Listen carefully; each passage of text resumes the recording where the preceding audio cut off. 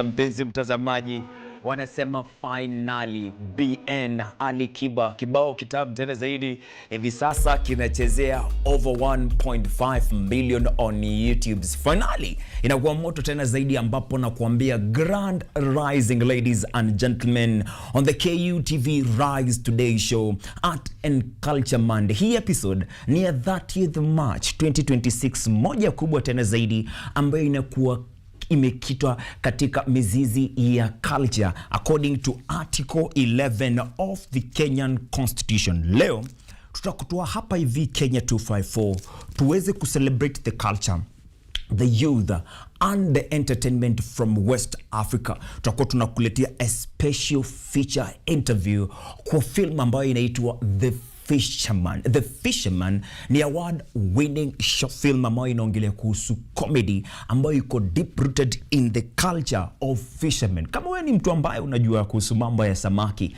hapa ndipo ambapo unafaa kukita kambi siku ya leo. We will be joined by people from Ghana who are coming to this country to ensure that they are enjoying the diversity of our marketing audience, the diversity of our East African culture as they showcase the beauty of West Africa kutoka Ghana. Hapo hivyo ndakuwa naungana na Endurance Grand, mrembo ambaye ndo mwenye brand hii ya The Fisherman. Vile vile tutakuwa tunahakikisha ya kwamba haya yote tunayaunganisha na the news updates ambazo ziliweza kutamalaki weekendi. Tutaziunganisha na quick update ya the calendar of events ya huu mwaka.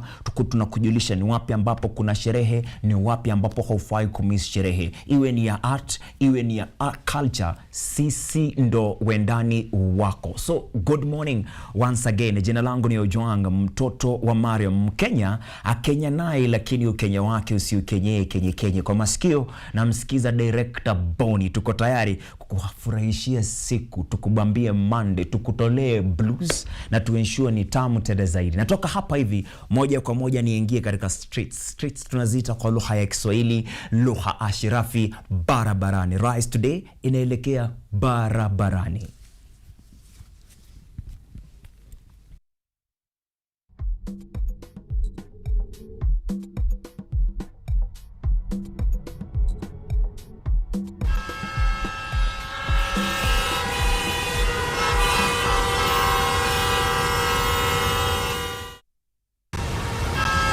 Abisa mpenzi mtazamani, tupo barabarani. Iwapo unajitazamia hiki kipindi live, basi unatupokea pale hivyo YouTube KUTV Kenya, tukisema asante sana zaidi.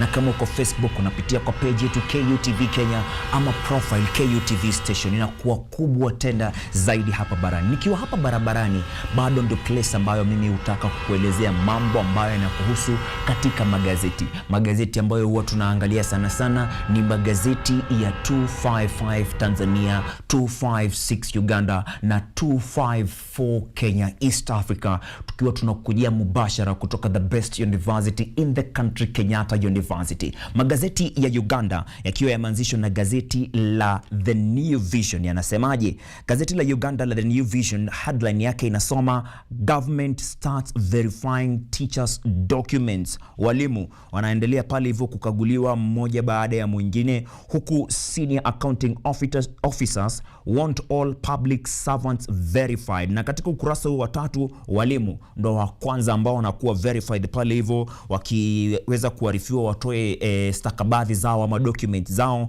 ili wajue nani mwalimu, nani ghost worker. The New Vision, hilo ni gazeti la Uganda. Alafu pale bado katika taifa hili tuko na gazeti la Mwananchi. Gazeti la Mwananchi ni gazeti ambalo linatubishia mlango wa taifa jirani, taifa la Tanzania. Mwananchi wanaongea kuhusu vigogo watishana mbio za urais CCM inatafuta uongozi wa urais, wakijaribu kuangalia ni nani atakuwa sasa kiongozi au kinara wa Chama cha Mapinduzi almaarufu CCM. Utasoma hii taarifa ukurasa wa 4. Wanasema unazungumziaje usemi wake Stephen Wasira, makamu mwenyekiti wa CCM kule upande wa bara. Kuna upande wa bara na kuna upande wa majini kule hivyo ama baharini ukipenda. Unazungumziaje urais wa mwaka 2030 leo? wakati hata ujui kama utakuwepo. Hiyo ni kama kumjaribu Mungu. Wakati huu tunapaswa kujikita kwenye kazi ya kujenga chama na nchi. Watu wameanza kuwaza kutengeneza kambi. Anaongelea kuhusu mvutano hali ndani ya chama tawala upande wa Tanzania, chama cha CCM, chama cha Mama Samia Suluhu, ambapo watu wanatafuta kuwa kigogo sasa pale hivyo. Hapo chini utasoma kuhusu biashara katikati ya maeneo hatarini. Huku ni upande wa Dar es Salaam, mpenzi mtazamaji, wakisema kwamba kuna maeneo matatu jijini Dar es Salaam ambayo kama hatua za haraka zisipochukuliwa basi tutarajie maafa. Hatari kubwa kwenye maeneo hayo inatokana na uzembe wa wenye mamlaka kushindwa kutimiza wajibu wao. Wanaongelea kuhusu a failing state kuhusiana na ripoti maalumu. Ni taarifa ambayo unaisoma katika ukurasa wa 2 na wa 3 gazeti la Mwananchi kutoka Tanzania. Natoka hapo hivyo sasa nivuke boda kutoka pale hivyo upande wa Busia, ama nitumie upande huo mwingine wa Tanganyika, niingie hadi Kenya. Nikiingia Kenya napatana kwanza kabisa na gazeti la The Star. Gazeti la The Star, the headline inasoma Fertile Land, Rising Imports, Paradox of Kenya's Costly Food. Watu wanashangaa sana jinsi ambavyo hapa katika taifa la Kenya tuko na mashamba ambayo yamejaa minofu, tukiongelea kuhusu rotuba ama uzuri ama utajiri wa mchanga wetu. Vile vile wanaita rising, wanaongelea kuhusu fertile lands, lakini ikifika katika kuimport, sisi ndio tuna import zaidi. Tuna import mpunga ama mchele, tuna import sukari, tuna import mafuta, yet bado tunasema tuko katika fertile land. The Star wanaongea kuhusu a paradox of Kenya's costly food. Kunani nani na jeopardize Kenya's economy? Kwa nini kuna chakula na hatuli? The Standard wanaongea kuhusu the judicial bias.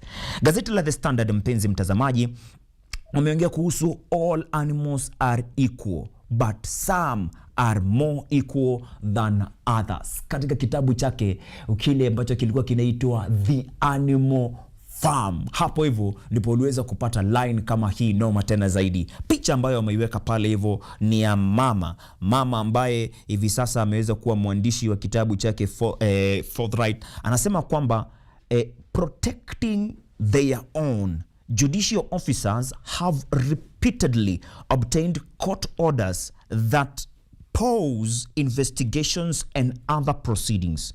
While no case has yet reached a final determination, the pattern shows how legal processes and conservatory orders interact with anti-corruption and oversight efforts. For regular Kenyans, the unfolding developments highlights the challenge of balancing judicial independence with the timely accountability and the complexities that arise when courts and investigations intersect. Ni ukurasa wa 4 gazeti la The Standard. Hiyo ndio standard ambayo wameweza kuiset pale hivyo. Gazeti ambalo ninalofuata ni gazeti kutoka The Nation Media Group. Niko na magazeti mawili hapo hivyo. Niko na gazeti la Daily Nation, wanaongea kuhusu governors living large. Wanasema magavana wanakula na kijiko kubwa hapa hivi, na wameweza kuonyeshana sura pale hivyo wakisema devolved feast. Hivi ndivyo inaitwa, devolved feast. Kitui governors 2.4 billion office budget is 3 times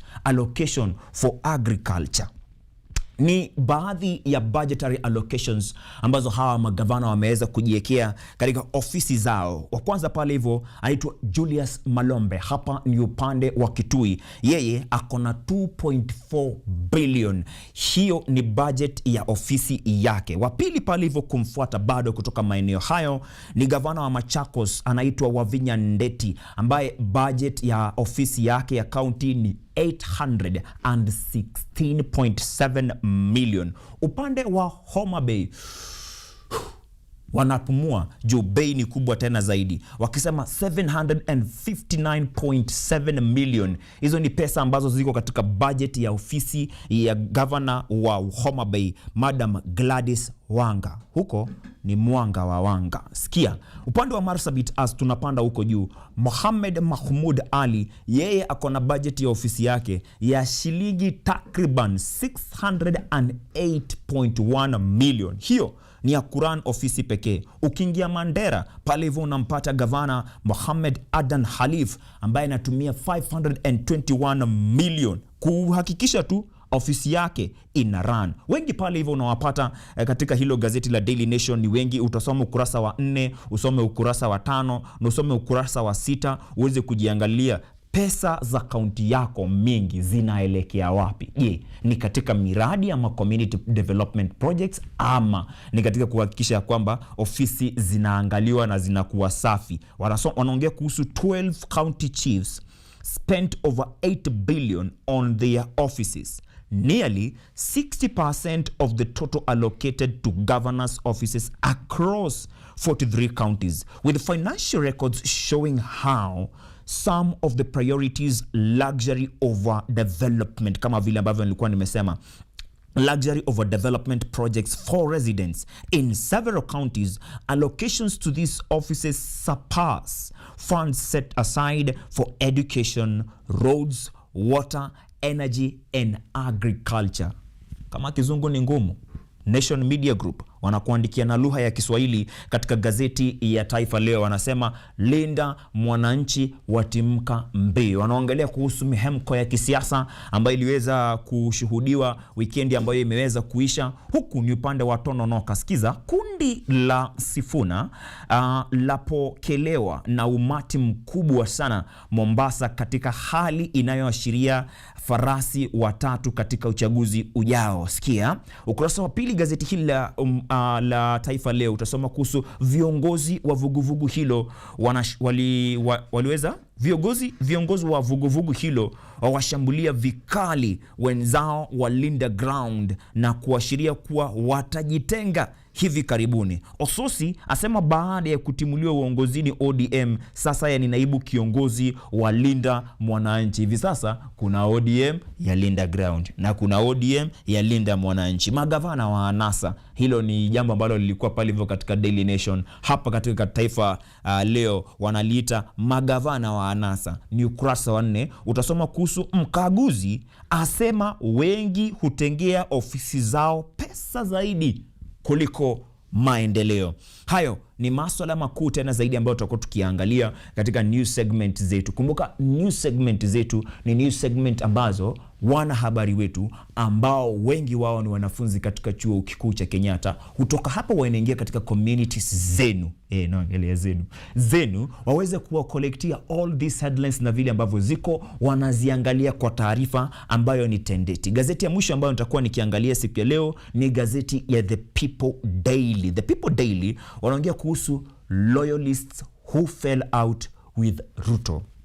Hawa ni viongozi ambao mwaka 2022 waliweza kumweka ofisini Rais William Ruto, wakakuwa wao ni watu ambao wa kujipiga kifua na kusema ni sisi na Ruto na sisi. Sasa wanasema kuhusu ni ukurasa wa 4 gazeti hili la People Daily, loyalists who fell out with Ruto. Wa kwanza pale hivyo namuona Justin Bidan Muturi. Huyu alikuwa ni 2-time National Assembly Speaker katika ofisi ya President of Kenya William Samoei Ruto, akakuwa AG. Hivi sasa ako katika United Opposition. Wa pili pale hivyo ni aliyekuwa waziri katika wizara ya Agriculture, unamuita Mithika Linturi. Huyo mwingine ni aliyekuwa nawania kiti cha Women Rep Nairobi na tikiti ya chama cha UDA, unamuita Madam Millicent Omanga. Alafu pale hivyo unamuona Senator wa Nyandarua, unamuita John Methu. Upande wa Murang'a wamekubebea kijana machachari tena zaidi ambaye anaitwa Ndende Nyoro, wakisema pia Ndende Nyoro who is a loyalist who fell out with Ruto. Alafu kufuatilia pale mbele ni Jane Kihara ambaye ni mbunge wa Naivasha. Alafu kuna aliyekuwa SG ama Secretary General UDA Party, jina lake Cleophas Malala. Ukitoka hapo hivyo unaingia kumwangalia seneta kwa jina Joe Nyoto. Hawa ni wameweza kuwa wametajwa kama loyalists who fell out with Ruto. Gazeti hili The People Daily bado limeguzia siasa kwa undani, wakiongea kuhusu Linda Mwananchi storms Mombasa as Sifuna, Orengo and Babu lead one-term charge. One-term calls to integrate emerging tech in modernizing African postal ecosystem. Tutoke kwa enzi za kuandikiana barua. Majenzi, nyinyi mnaandikiana barua ama mnatumia AI? In fact, ili gazeti la Daily Nation nyinyi ndio linaongelea. Inasema we are having calls to integrate AI emerging tech in modernizing African postal ecosystem. Badala ya kuchukua karamu na karatasi ni kuandikie salamu mingi ambazo zinaanza kama mchanga wa baharini. Tunaanza na AI ChatGPT, unamwambia I wanna design or generate a letter, a loving letter to my girlfriend. Alafu wanauliza wahu wa girlfriend mine, alafu wanaweza kusukuma tena zaidi. Mpenzi mtazamaji, papa hapa katika streets ndo place ambayo mimi uchukua nafasi ya kukuangalia hali ya anga na vile vile kukuangalia the traffic updates. Naanza na hali ya anga. Nairobi kumeweza kuamkia mawingu. Ni mawingu ambayo ni mepesi baada ya vipindi vingi vya mvua ya mafuriko ambayo imekuwa ikinyesha hapa hivi Nairobi. Leo hii wanatarajia kutakuwa na vipindi vya jua na mawingu ukielekea masaa ya saa 7, saa 8 au adhuhuri hapo ukipenda. Jioni na saizi viwango vya joto vitakuwa sawia. Itakuwa saizi na feel like 21 degrees Celsius, ikishuka itakuwa ni 18 degrees Celsius, na vile vile jioni itakuwa sawia 21 degrees Celsius on the high, 19 to 18 on the low. Upande wa the Lake region, huku ni Nyanza region nikiongelea na bebea watu ambao wanatoka Lake region, watu ambao wanatoka Western, hao wote ndo naweka kwa hiyo Lake Basin hapo hivyo. Ni watu ambao hivi sasa wana experience vipindi vya joto ambavyo viko juu tena zaidi. Kuna mawingu hapa na pale, lakini wanasema ya kwamba as tunaelekea the afternoons kutakuwa na jua. Ni jua ambayo itakuwa bado inafunikwa hapa na pale na mawingu. Unaona jua, unaona mawingu, unaona jua, unaona mawingu. Toka na fulana ukitoka kwa nyumba, kama unatoka kwa nyumba. Haya, ukitoka hapo unaelekea maeneo ya Rift Valley. Hapa hivi naongelea kuhusu maeneo ya Turkana, Lokichogio, Loitoktok, huku kote ni mahali ambako viwango vya joto vinapanda hadi 26 upande wa juu, na vikishuka vinashuka hadi pale hivyo 19 degrees Celsius. Hakuna baridi kule, hivyo ni viwango vya joto. Lakini kumbuka huko bado mafuriko yako. Ni saizi tu wa kunyeshi, lakini kukinyesha inakuwa ni mvua ambayo ni ya mafuriko. Watu ama wataalamu kutoka MET Department, Meteorological Department, bado wanaonya ya kwamba kutakuwa na mvua kubwa ambayo inaendelea. Ni sawa imesita, lakini kutakuwa. Ukisikia habari kama hiyo, basi unaweza kuhakikisha kwamba una take safety, na kama utake safety unaambia mwenzako wa take safety.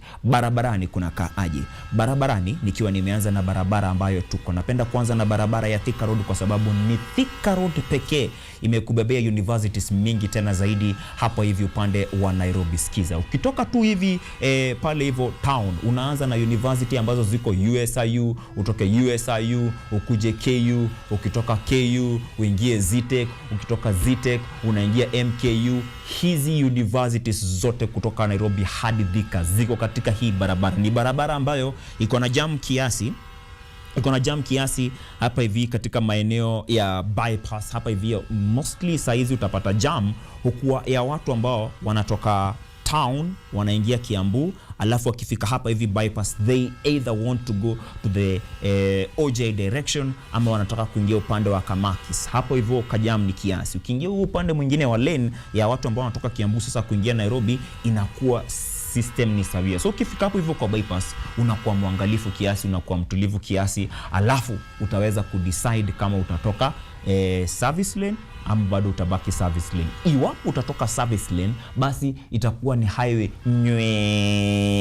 hadi upande wa survey. Hapa hivi survey ndo unapata magari ya Allsops, magari ya Roasters, magari ya huo upande mwingine wa Thome huko hivyo yanakuja yanaingia hapa hivi, yanapata jam iko, lakini wanasema kwamba inasonga the Red Sea strong vile kwa sababu jam inasonga. Ukifika Muthaiga, hali ya Muthaiga wanasema ni kama Mande. Wewe ukisikia ni kama Mande, unajua kuna jam on Kiambu Road. Hii barabara iko na jam. Ni barabara ambayo serikali ya Kenya kwa sasa wanasema kwamba watakuwa wakipanua ili kuhakikisha kwamba jam inapungua. Vile vile wanasema hii barabara ya Thika Road ni barabara ambayo wataongeza barabara nyingine juu. Nazungumzia kuhusu expressway ambayo itakuwa inatoka kutoka pale hivyo Museum Hill all the way to past Thika kwa mpigo tena zaidi. Hiyo ni ahadi ya Rais William Ruto. Natoka barabarani, please nielezee vile ambavyo barabara ziko katika mahali uko, nielezee hali ya anga vile iko mahali uko, vile kama wewe ni mtu ambaye hapa upstairs uko juu, nipe lines za kikwenu.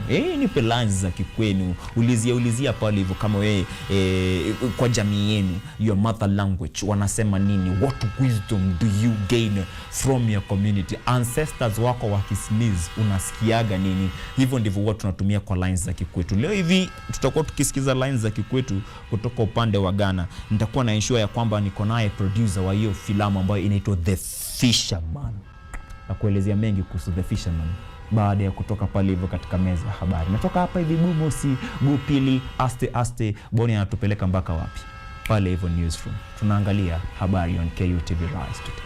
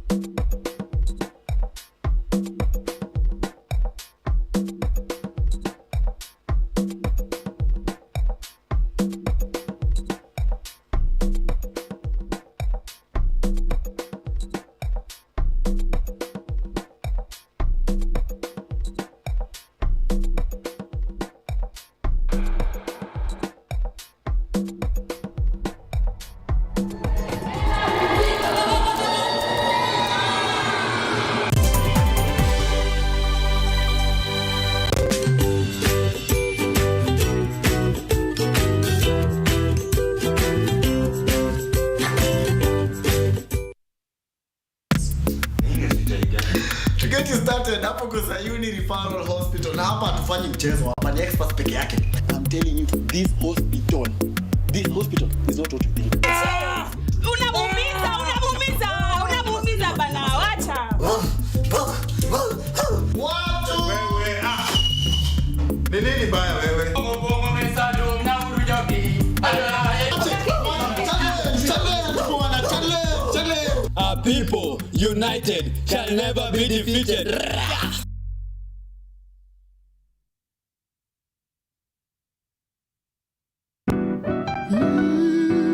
Miti. Panda. Miti. Our planet's future is in our hands. However, there is a threat to the brightness of this tomorrow. On Earth Check, we share the challenges, the solutions, and the hope. I would call this a very momentous day, a very critical day. Every episode, every story, every step we take creates a ripple. Join me, the environmentalist Emmanuel Kutosi, on KUTV every Wednesday at 8 p.m. and be part of Action. Welcome.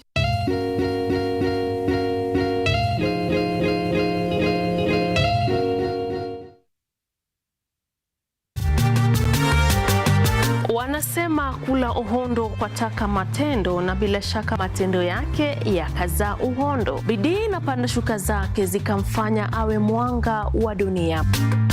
Hii nayo ndio tunaita formalin. Hii ndio tunatumia kwa kuhifadhi mwili. Fahamu mwanamke huyu kwa utendeti zaidi ukitazama kipindi cha Mwanamke Mwake Mwake.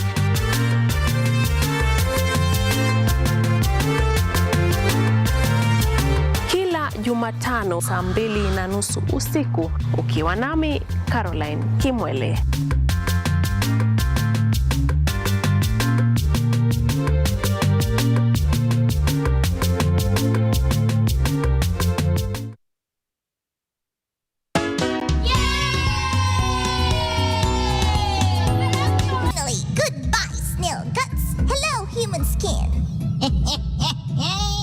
I'm going for the tall one.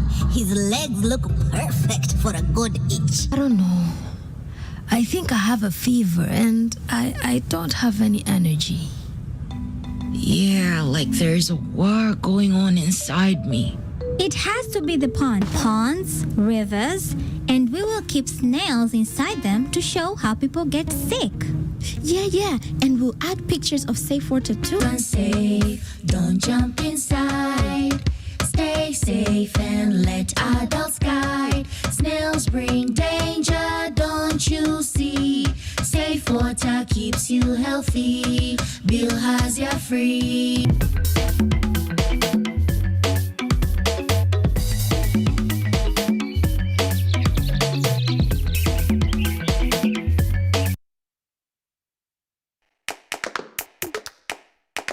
Baada ya kutafuta kazi, tunaweza kuanzisha miradi yetu ambayo ingetusaidia kubadilisha maisha ya wazazi wetu. Kwa vijana wenzangu, wengi hawana kazi, lakini ikiwa sisi wenyewe tutajiamini, tunaweza kujiajiri wenyewe. Afrika kwa kweli tuna mahitaji ambayo ukiyasuluhisha unaweza kuathiri watu kwenye bara hili. Bila woga, watu huwa na uzalishaji zaidi. Wanajawa na ujasiri, wanakuwa wabunifu na wanakuwa wenye maarifa. Niliamua kuacha kazi. Hata kama sitafanikiwa, nitakuwa nimejaribu, nitakuwa najua haiwezekani. Hakuna kitu cha ajabu hapa. Kila anayepata ufanisi hufanya kazi usiku na mchana. Kitu kitakusukuma na kuwezesha kupata maarifa ambayo hukuwa nayo. Tunajaribu kutengeneza kitu kitakachopita mipaka ya nchi hii. Ikiwa unataka kubadilisha ulimwengu, anza na nyumbani.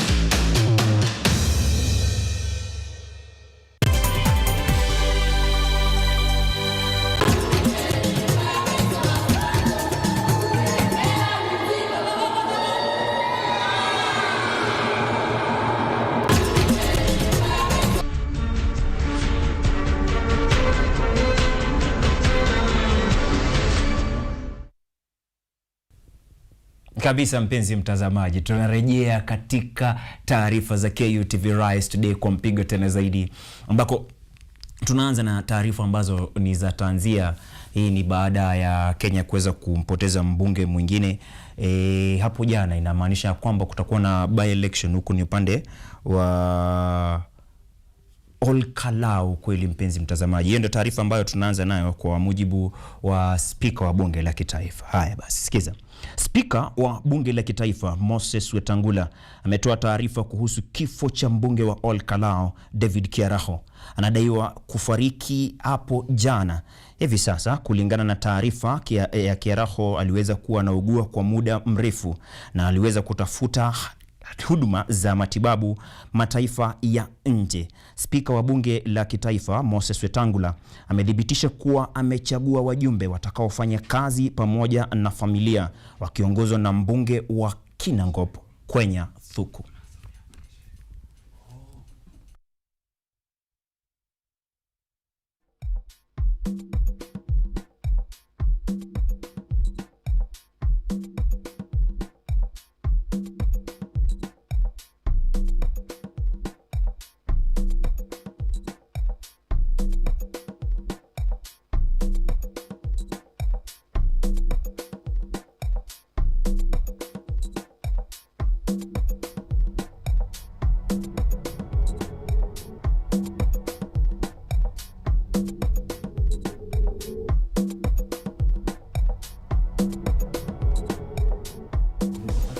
Kabisa mpenzi mtazamaji. Kiongozi wa chama cha DCP na aliyekuwa naibu rais Rigathi Gachagua amemshtumu vikali Rais William Ruto kwa kile alichodai kushindwa kushughulikia masuala muhimu ya kiuchumi, akisema hali halisi nchini inaendelea kuwa ngumu kwa wananchi. Gachagua aidha ametaja swala la uhaba wa mbolea kama utepetevu na ukosefu wa uwajibikaji kutoka kwa serikali. Aidha, Gachagua amedokeza kuwa mfumo wa afya ya jamii SHA utasambaratika ndani ya miezi 6. Akizungumza wakati wa ibada ya Jumapili katika kanisa la ACK Kianjege West India katika kaunti ya Kirinyaga, Gachagua ametumia fursa hiyo kumjibu Rais William Ruto kuwa si upinzani unaoharibu sifa ya nchi, bali ni uongozi wa serikali ya sasa, akimlaumu rais kwa kujihusisha zaidi na siasa badala ya kushughulikia masuala ya msingi. It is not we who told him to issue passports to criminals in Sudan. That is why our reputation as a country is bad. It is not us who told him to interfere with the internal affairs of Sudan and deal with the criminal groups. He is the one who is doing it. It is not us who have told him to abandon his duties as president and to engage in rumors and gossip on top of the car every day. It is him. Aidha, Gachagua anadai kuwa wakulima wameachwa katika hali ngumu baada ya kukosa mbegu na pembejeo muhimu, hasa mbolea, na kulazimika kuinunua kwa gharama ya juu kutoka kwa maduka ya pembejeo. Hata hivyo, Gachagua amepinga vikali hoja ya serikali kuhusisha upungufu wa mbolea na migogoro ya nje kama vile vita vya Iran, akidai kuwa hakuna uhaba halisi bali ni matatizo ya usimamizi. We have a big crisis in the agricultural sector. He announced publicly that there are 2 million bags of fertilizer in the stores. Today there is no single bag. The planting season is here. The rains are here. Not a single bag of fertilizer. They are trying to blame the war in Iran. It's a lie. No arrangements were made to provide fertilizer for the Kenyan farmers. So farmers have no choice but to go to the agrovet and buy fertilizer at 6,500 instead of the subsidized fertilizer by government of 2,500. Katika sekta ya afya, Gachagua anasema kuwa mfumo wa afya ya jamii SHA utasambaratika ndani ya miezi 6 ijayo, akiwataka wadau wa afya kudai fedha zao zinazokadiriwa kufikia shilingi bilioni 90 wanazodai serikali. I have information that SHA will collapse in another 6 months and will have a crisis of unknown magnitude in the health sector. Today, as we speak, our hospitals, especially the faith-based hospitals, are owed 90 billion and they are almost shutting down. I want to give very humble advice, unsolicited though, to our hospitals. Our hospitals should demand immediately the release of the 90 billion they are owed before they render more services to patients who come. Gachagua sasa amesisitiza kuwa ni muhimu kwa serikali kuzingatia mahitaji ya wananchi na kuacha siasa za mapambano ili kurejesha imani ya wananchi. Rajab Juma, runinga ya KU. Kabisa mpenzi mtazamaji, wanasema wako na information, wanasema sio prophecy. Miezi 6. Nataka tuangalie mahali pengine ambapo miezi 6 kitu hakijafanyika.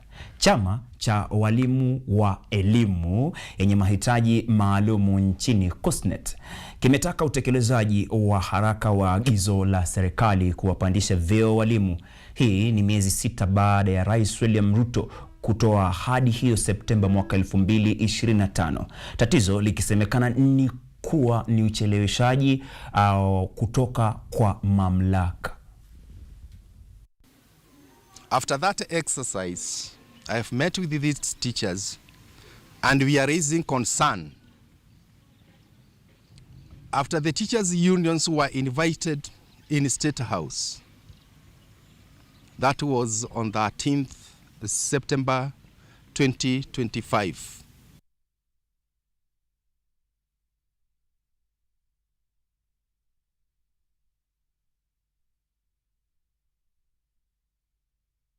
Kutolewa na Rais William Ruto.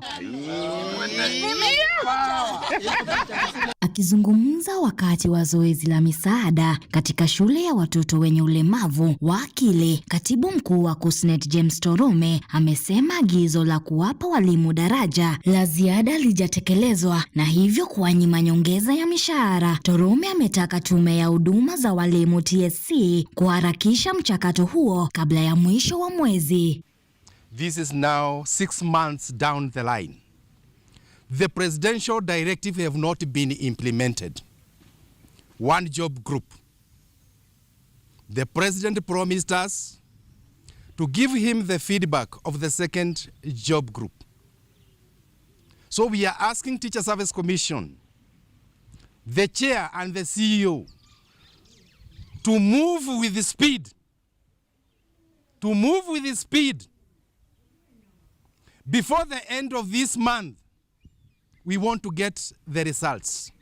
Torome pia amemtaka waziri wa hazina ya taifa John Mbadi kutoa fedha za kurahisisha zoezi hilo, huku akikosoa zaidi ucheleweshaji wa mgao wa 20% wa nyumba za bei nafuu zilizoahidiwa walimu na kutaka kuondolewa kwa katibu mkuu wa ujenzi wa nyumba hizo Charles Hinga.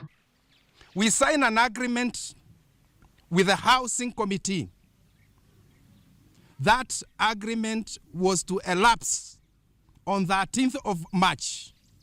So we are telling the president, sack the PS. He have never convened any meeting with the teachers since we left State House. So we don't know anything happening there. Hinga must go because we don't know what he's doing there. Hata hivyo, mdhamini wa kwanza wa kitaifa wa KUSNET, Jackson Odindo, ameangazia uhaba wa miundombinu katika shule hiyo, huku akisema madarasa yanatumika kama mabweni, hali inayopunguza nafasi ya wanafunzi wenye mahitaji maalum kusajiliwa. You can see for yourself the infrastructure is in bad shape. The road leading to school is not reachable, it's not accessible, it's pathetic. We had to follow through the primary section, so we don't even have a dormitory. We are using classrooms as dormitories. The numbers, we are now even limiting admission because of the shortage of facilities. We don't have a dining hall. We have some semi-structure there, kaunda structure. I understand some people do ondoa kaunda. I don't know why Hope is not considered in the ondoa kaunda program. KUSNET sasa inatarajia hatua za haraka zitachukuliwa na TSC kutekeleza mageuzi yaliyosubiriwa kwa muda mrefu ili kurejesha matumaini ya walimu na kuboresha mazingira ya masomo. We understand the finance minister Bandi release that document so that Teacher Service Commission can give our teachers one job group. Ateng Kanegunda, runinga ya KU. Shukran tena zaidi Ateng Kanegunda anatutoa huko kwa KUSNET ama chama cha walimu wa elimu maalum. Tunaingia hadi upande wa Machakos. Jamii kutoka maeneo ya mashinani katika eneo bunge la Mavoko, kaunti ya Machakos, zimeeleza wasiwasi wao kuhusu ukosefu wa maendeleo katika maeneo yao. Wakazi wa maeneo hayo sasa wamewashtumu vikali viongozi wa maeneo hayo kwa kile wanachodai ni kushindwa kushughulikia matatizo yao kwa muda mrefu. Aidha, wakazi wametoa wito wa kuwepo kwa sauti moja miongoni mwa jamii za maeneo hayo, hatua ambayo wameitaja kuwa juhudi zitakazowawezesha kusikilizwa na kuwa na nguvu katika kutekelezwa kwa matakwa yao. Wakazi aidha wamehimizwa kujisajili kama wapiga kura, huku zoezi la usajili wa wapiga kura likizidi kushika kasi kote nchini. Kwa sababu tukiwa Mafoko, sisi kama jamii ya Wamasai tumesaulika. Hakuna mahali ambayo tumehesabiwa kama wale ambao wanaishi Mafoko, na tumeanza Mafoko kuanzia 1996 mpaka saa hii, na hao watu wote wakikuja kuendelea kujenga wametupata. Wakati hiyo tumekunywa maji ya chumvi kutoka hiyo wakati mpaka saa hii. Why we have come together as the diaspora? We have come together so that at least watu wa Kenya waone sisi kama wale ambao wanakaa humu lazima tukue na umoja, kwa sababu hii wakati wote tunakaa huku tunachaguana, tunaleta watu wa huku, at the end of the day hatuoni ile matunda ambaye pia tumepigania. Inapeleka mtu kwa kiti ni ile card, you a voter, registered voter, na verify you are a voter in that polling station. Kwa hivyo na wasi, angalia kadi yako, angalia ID yako kama kura yako iko mavoko, na kama iko mavoko na wahakikishia tuko na risasi ya kwenda vitani.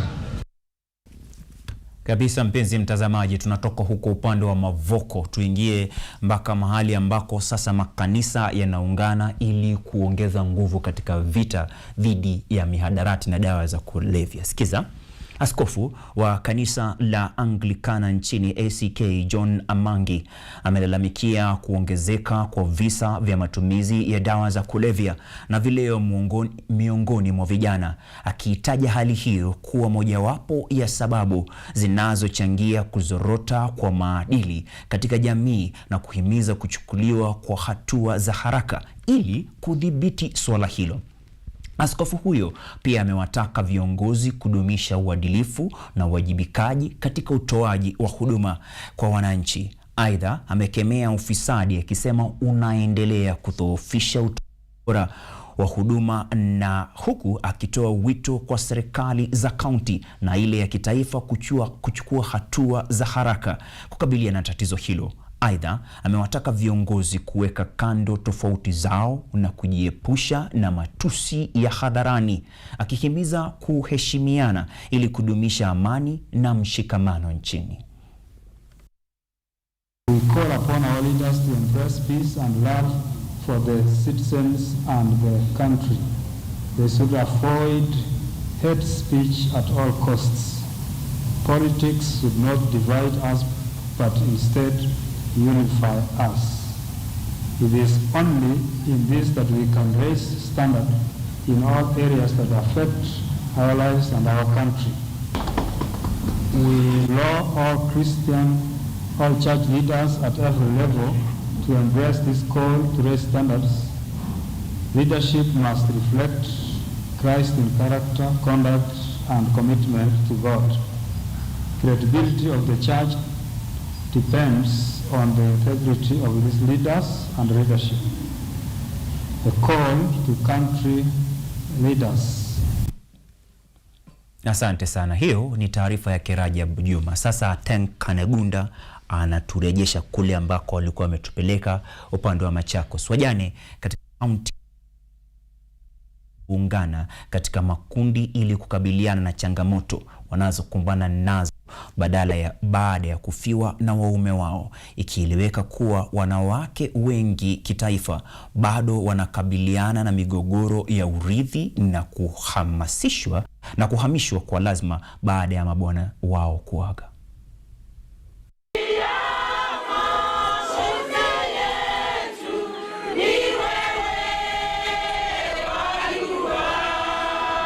Huku wanawake wengi kitaifa bado wanakabiliwa na migogoro ya urithi na kuhamishwa baada ya kufiwa na waume wao, wajane katika kaunti ya Machakos wamehimizwa kuungana katika makundi yaliyopangwa ili kukabili changamoto baada ya kupoteza waume wao. And I've now been working with Margaret, with Susan for 1 month, and I am joining their organization to help people around the world know about all of your amazing stories, your struggles, and the power of women. When you raise up one woman in community, you raise the entire community. Wakati wa mkutano huo Makaveti, wadi ya Kalama, miaka 13 ya mafanikio ya mpango ya maendeleo mapya yalisherekewa na wajane zaidi ya mamia, huku mpango huu ulioanzishwa na Margaret Ndalana, mwakilishi wadi aliyechaguliwa mara 3 katika bunge la kaunti ya Machakos, ukikuza mshikamano na uwezeshaji wa kifedha kupitia makundi ya msaada. Mimi ni charedi wa hiyo kikundi. Hiyo pesa ya table bagging ile tumepewa na Mheshimiwa Ndalana ilikuwa pesa tu, ile pesa kidogo, lakini hiyo pesa tunaiweka hapo kwa meza, tunaishangisha hiyo pesa, sasa inakuwa pesa nyingi. So mwisho wa mwaka ukifika, tunapatia wamama pesa, hata wanapeleka watoto wao shule. Akizungumza katika mkutano huo, Ndalana alibainisha kwamba wajane mara nyingi hukabiliwa na unyanyasaji na upweke wa jamii baada ya kupoteza waume zao, jambo linalofanya msaada wa jamii kuwa muhimu. Mpango huo umeweza kukusanya zaidi ya shilingi milioni 10 ili kusaidia wajane. Tuko na registered women 500 widows. Wengi walikuwa wameolewa, bwana amepasa away, family na kufukuza nyumbani, unaenda kukaa town na watoto wako. Pale uta afford nyumba ambayo ulikuwa nayo mahali ulikuwa umeolewa, utaenda kulala nyuma ya shops. Na hapo utalala na watoto 5 na wasichana kwa room moja. Changamoto kama hiyo, watoto wa mama wa Kalama wametoka kwa changamoto kama hiyo. Aidha, waliohudhuria pia walitoa ushuhuda wa ustahimilivu, wakieleza shukrani zao kwa msaada wa kifedha ambao umewasaidia kujenga maisha yao upya na kuhakikisha mustakabali salama na thabiti. Kupitia kwa Mheshimiwa Ndalana tumefanya table banking. Saizi pesa zenye ziko bank tuko na 1400. Kupitia kwa Mheshimiwa Ndalana tumejiinua sisi wa mama. Hakuna mama kwa grupu yetu anaweza kosa school fees. Wajane sasa wana matumaini makubwa kwamba mipango kama hii itaendelea kupanuka ili kuwapa wajane wengine zaidi ulinzi, msaada na fursa za kujitegemea katika nchi nzima.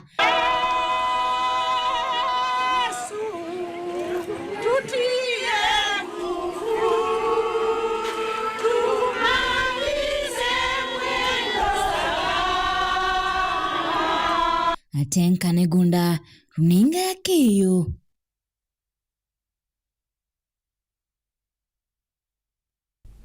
Kabisa mpenzi mtazamaji, tunaangalia taarifa ya mwisho. Ni taarifa ambayo inakuhusu wewe, taarifa ambayo inahusu kilimo. Wanasema kwamba kilimo ni uti wa mgongo wa uchumi wa Wakenya. UN pia wanakubali. Sikiza. Kilimo cha mazoea cha migomba, hasa wakati huu ambapo dunia inakabiliwa na madhara ya mabadiliko ya tabia nchi, kinakuhamisha manufaa ya kiuchumi ya sekta hiyo inayotegemewa na wakazi wa visiwa vya Pemba na Unguja huko Zanzibar nchini Tanzania. Ni kwa kuzingatia hilo, shirika la Umoja wa Mataifa la Kilimo na Chakula FAO kwa kushirikiana na serikali na mapinduzi ya Zanzibar wameweza kuhakikisha ya kwamba wanawapa watu mafunzo ya kilimo kinachokabiliana na tabia nchi. Hatimaye kilimo cha migomba kiwe na tija sio tu kwa taifa bali pia kwa wakulima, na tayari matokeo chanya yako dhahiri. Kwa sababu tukiwa Mafoko, sisi kama jamii ya Wamasai tumesaulika. Hakuna mahali ambayo tumehesabiwa kama wale ambayo wanaishi Mafoko, na tumeanza Mafoko kuanzia 1996 mpaka saa hii, na watu wote wakikuja kuendelea kujenga wametupata. Wakati hiyo tumekunywa maji ya chumvi kutoka hiyo wakati mpaka saa hii. Why we have come together as the diaspora, we have come together so that at least watu wa Kenya waone sisi kama wale ambao wanakaa humu lazima tukue na umoja, kwa sababu hii wakati wote tunakaa huku tunachaguana, tunaleta watu wa huku, at the end of the day hatuoni ile matunda ambaye pia tumepigania. Inapeleka mtu kwa kiti ni ile card, you a voter, registered voter na uverify you are a voter in that polling station. Kwa hivyo na wasii, angalia kadi yako, angalia ID yako kama kura yako iko mavoko. Na kama iko mavoko, na wahakikishia tuko na risasi ya kwenda vitani.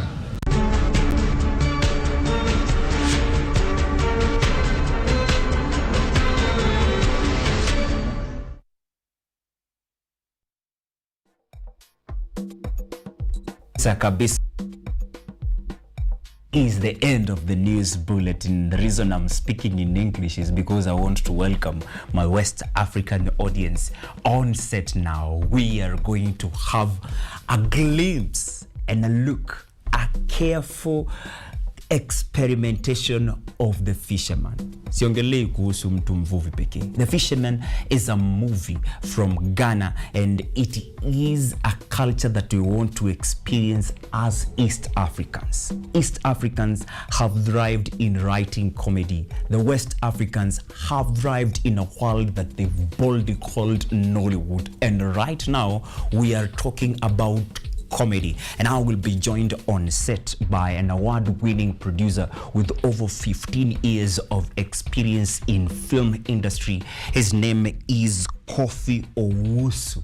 Also on the same set, I will be joined by a renowned actor in a TV series called Yolo kutoka pale upande wa Ghana. He is an award-winning actor who has harnessed prowess in telling stories in a very magnetic or a magic way. His name is William Lapte. Wengine wanamuita Kobina. At home they calling him Kobina. I'll be getting to know the relationship between his name William Lapte and his name Kobina, how it came to rise, and his experience as an actor. He is someone who has also been known for award of Pulse Influencer of the Year award.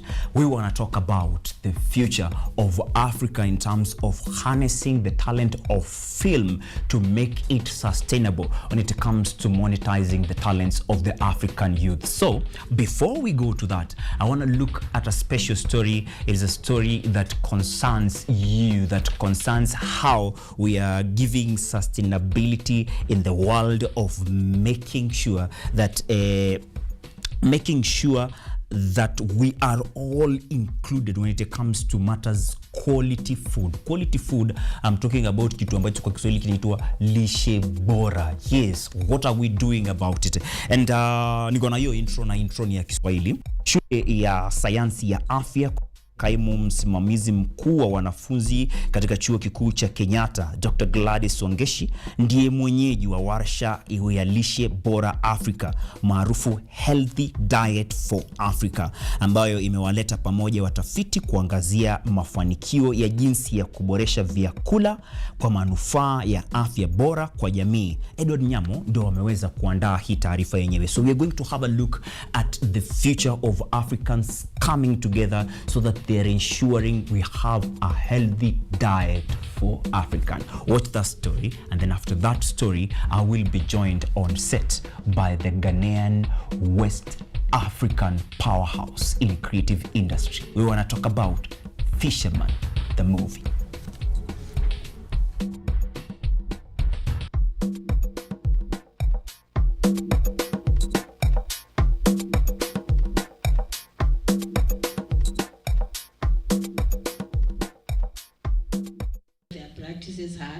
And of course, the focus group discussions were qualitative data was also complemented by the quantitative data from the service.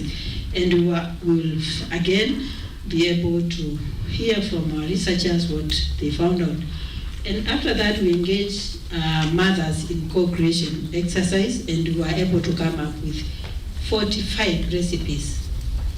Some improved, but some relatively new for the Kenyan complementary feeding recipes.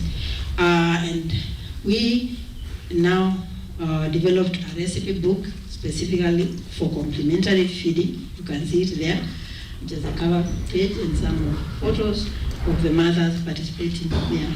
You can see Grace taking some of the mothers through those sessions. And then we had a validation workshop with the Makueni County government to be able to validate that recipe book before we could use it at the community level.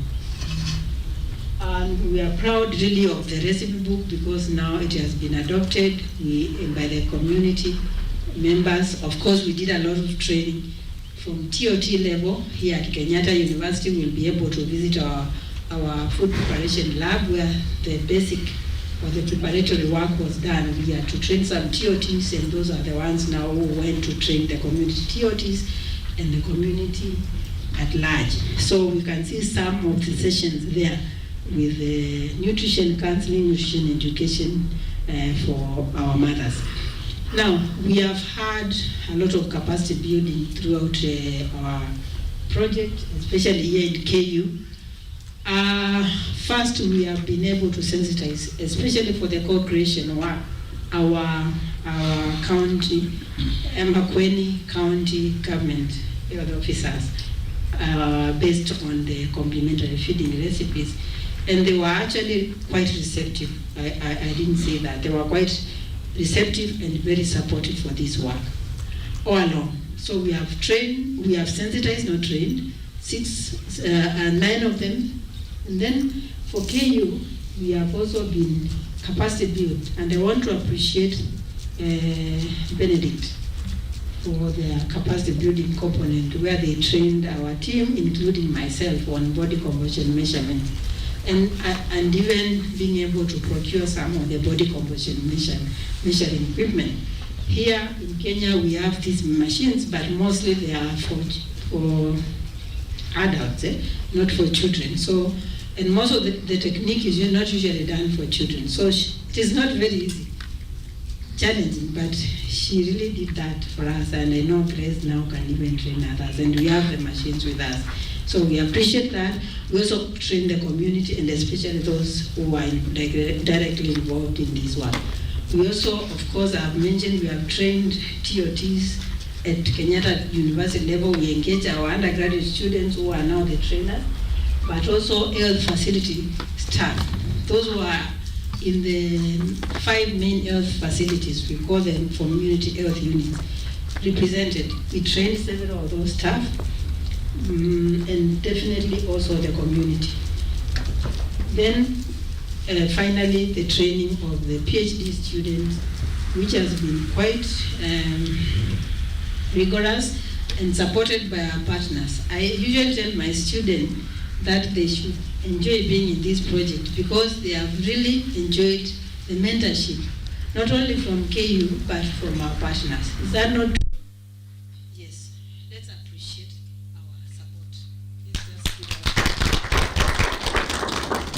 They have really supported them. I know we will also have some trainings on this, but they have enjoyed. They always have PhD meetings every month, and I'm sure they are also learning a lot from their peer students from other universities. So that is a great win for them, and we wish them well, and we hope they'll be able to complete timely their PhD. For KU also, we have worked very closely with our partners here. I see the CEO is here. Welcome. Our partners, FSPN Africa, in terms of capacity building for food safety. This is a subject which is, as a person, I'm very dear to me, because we really have a lot of food safety concerns in Africa, not only Kenya.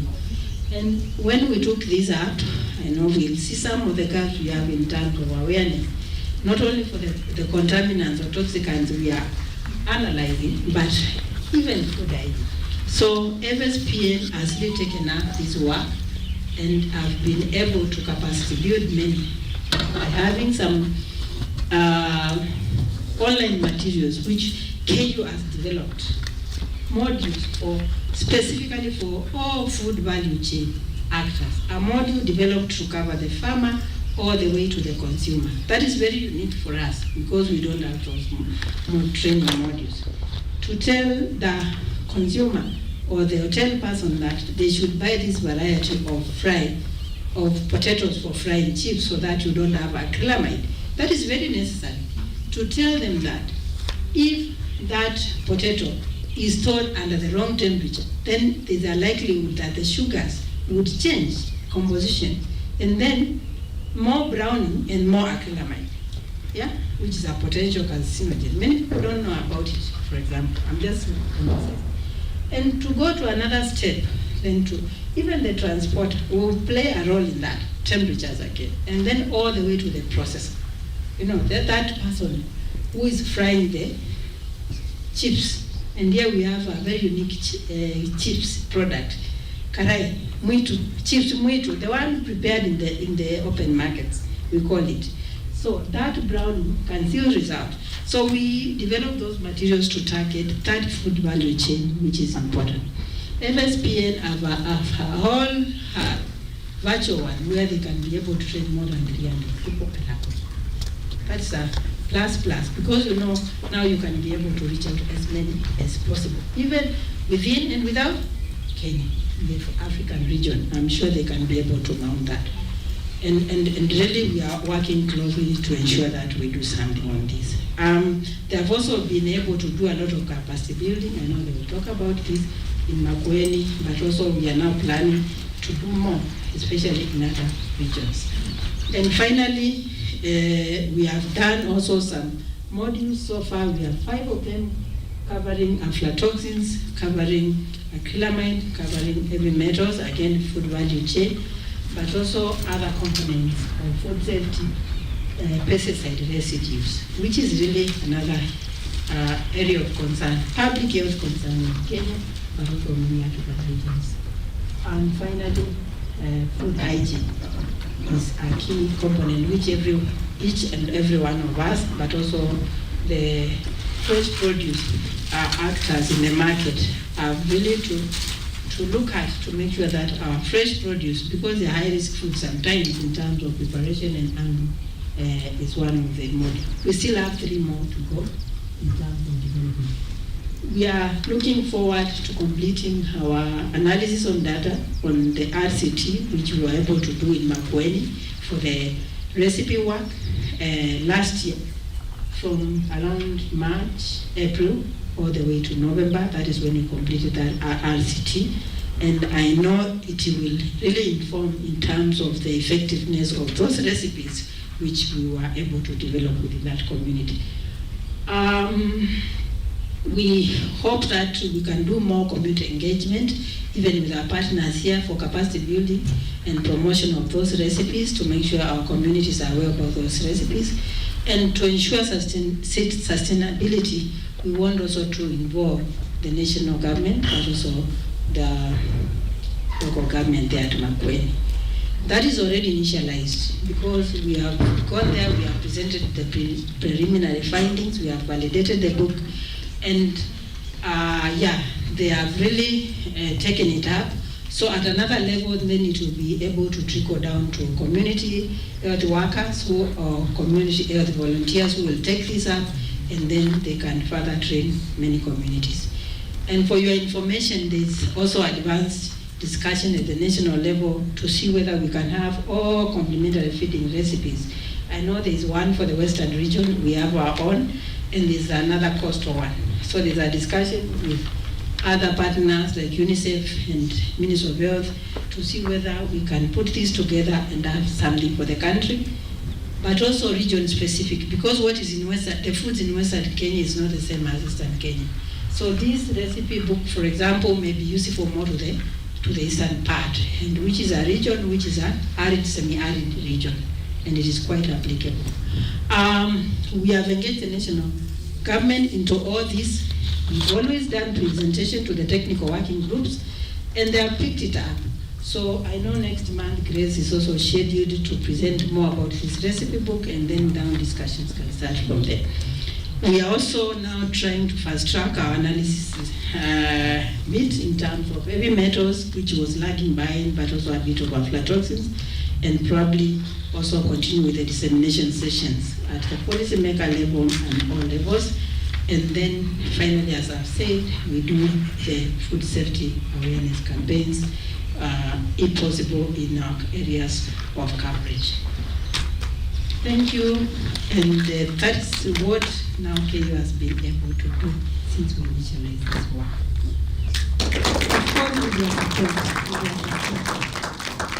Thank you very much as the chairperson of the department. So you can imagine how busy she is. Eh? Yes. So I'm standing here on behalf of our Vice Chancellor. At the moment we have an acting Vice Chancellor. We are undergoing a transition.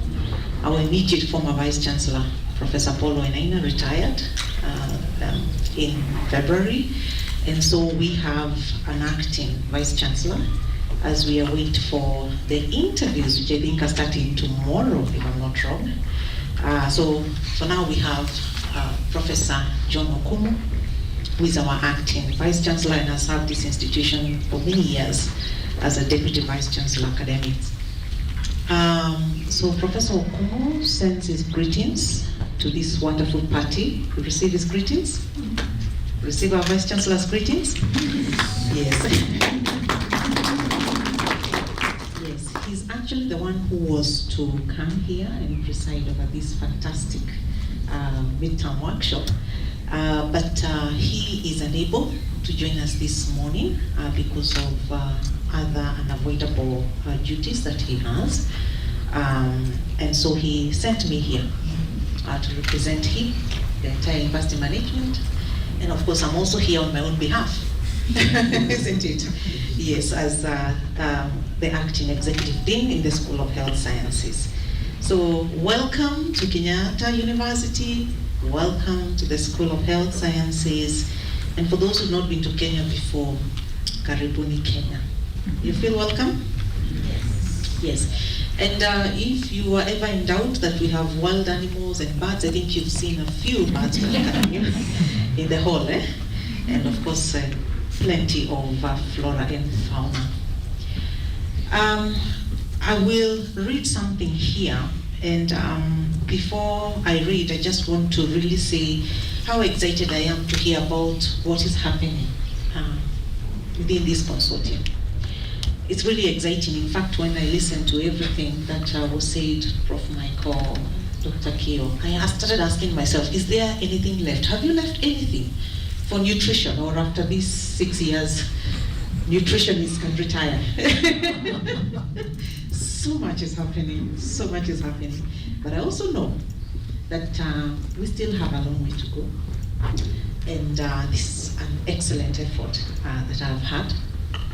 Very excited to hear the clusters all the way from the problem to impact, hearing about the PhD students, and I think I'll be able to mention a few of those in the speech. I'm deliberately saying this now because when I read the speech, I may not have time to say anything off cuff. That is the culture here. When the Vice Chancellor gives you something to read, you don't add or remove anything. So I'm talking on my own behalf now before I read the Vice Chancellor's remarks. As I listen to what is happening and getting very excited, I remembered an activity I've been involved in, Matters Nutrition. This is in the area of doping our athletes. So this is the Department of Physical Education, Exercise and Sport Science, which is part of our school departments. We have 23 departments and 9 sections in the school. The 9 sections have potential to become departments in the near future. So we are looking at a potential 32 departments in the school. It's a monster of a school, not a bad monster, but in terms of size. We have programs across all health sciences except dental surgery, which is under development now. So apart from food, nutrition, and dietetics, we have the medicine, we have nursing, pharmacy, medical laboratory sciences, community health, public health, family medicine, health records and informatics, physical education, exercise and sports science, as I've mentioned, quite a variety of programs. So I was mentioning that there was a time I was involved with a team at physical education, exercise and sports science, and for them, as you know, doping is a big thing. And we wanted to look at why are many of our athletes, you do know that Kenyan athletes do very well, isn't it, in competitive sports? But now if you hit the internet, you realize that quite a number of them are now banned because of doping, right? And many of them are claiming that they haven't. Of course, everybody will deny. So we don't know whether it is true that they did not intentionally participate in doping. But in the event that it was unintentional, we thought, could it be maybe something in the food that we are eating? And we were responding to a grant by WADA, and we wanted to go around the country and sample the food that our athletes are eating and find out, could there be something in the food that is unintentionally making our athletes get banned? I don't know whether in the course of what you're doing, because I've seen a lot of analysis is being done, things like anaerobic steroids, stimulants such as ephedrine and some pharmaceuticals, hydrochlorothiazide, I don't know whether the machines can be able to pick these as low-lying fruits and perhaps be able to speak something into this area, you know? Or is it just our genetic makeup? So there's a lot of exciting areas in nutrition, not least also nuclear energy and nutrition. I know those are areas that can be explored. So well done, team. I think you're doing very well. I hope there is intellectual property inculcated in the new products so that they can be patented if that is allowed, and also sustainability. Beyond the 6 years, how will we leave the community? Will they be able to move on without the support of this project? I think it's important to have this impact, have a life of its own, so that it doesn't fizzle out after this wonderful consortium comes to a close in the next 3 years. So those were my few thoughts as Dr. Mwangi. Now allow me to read some remarks on behalf of the Vice Chancellor. So distinguished guests and representatives from partner institutions across Europe and Africa, representatives of the European Union and the coordinating institution, Justus Liebig, University Gießen, Germany. I hope Professor Michael have pronounced that correct. Thank you. Members of the Healthy Diets for Africa Research Consortium, faculty members, PhD students and researchers, ladies and gentlemen, good morning once again. On behalf of Kenyatta University, it is my distinct honor and privilege to welcome you to this midterm review workshop of the Healthy Diets for Africa project. We are deeply proud to serve as the main host institution for this gathering, and we extend our warmest welcome to each and every one of you, whether you have traveled from near or from far to be present with us today. The HD4A project, titled Combating Malnutrition in Africa Through Diversification of Food Systems, represents one of the most ambitious and meaningful EU-funded research endeavors on this continent. As a 5-year transdisciplinary initiative uniting 21 partners from Europe and Africa, it speaks directly to the urgent nutritional and food security challenges that confront millions of people across our continent. The midterm review is a critical milestone in the life cycle of any research project. It is a moment of honest reflection, an opportunity to assess what has been accomplished, to acknowledge the challenges encountered, and to chart a clear and deliberate course for the remainder of the project period. And Professor Michael alluded to this, as well as Dr. Keo. This week, therefore, is not merely a review.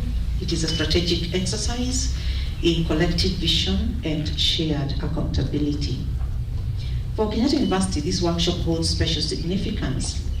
Our research team, led by Dr. Juliana Keo and 3 dedicated PhD students, has been engaged in pioneering work at the intersection of community, nutrition, and food safety. The team has conducted food consumption and market surveys across Nairobi, Makueni, and Kwale counties, developed 45 complementary feeding recipes validated by Makueni County, trained over 300 community members, developed food safety modules targeting all food value chain actors, and analyzed more than 1,000 food samples for aflatoxins, heavy metals, and acrylamide. These are not mere numbers. They represent real communities, real families, and real potential for lasting impact.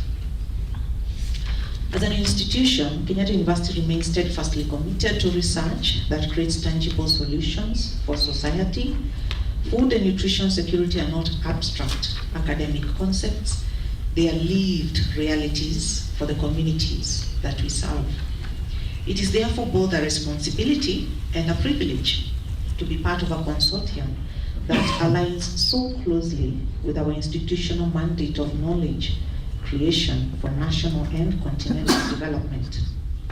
This workshop will also afford us a valuable capacity building opportunity through 2 specialized training sessions, one in ICP MS, laboratory analytical techniques, for the detection of essential and toxic elements in food, and another on the conduct of RCTs, randomized controlled trials and systemic reviews.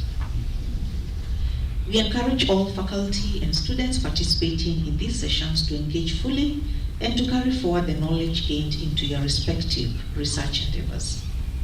I wish to express our profound gratitude to the European Union for the funding and confidence placed in this consortium. I also wish to acknowledge with deep appreciation the leadership of Justus Liebig University Gießen as the coordinating partner, as well as the tireless dedication of all 21 partner institutions whose collaborative spirit has made this project possible. My sincere appreciation also goes to our fellow Kenyan partners, Alliance Biodiversity and SIAT, and Food Security for Peace and Nutrition Africa, for the close collaboration that has defined our joint work in this country. Together, we have demonstrated what is possible when institutions set aside institutional silos and work in the spirit of shared purpose.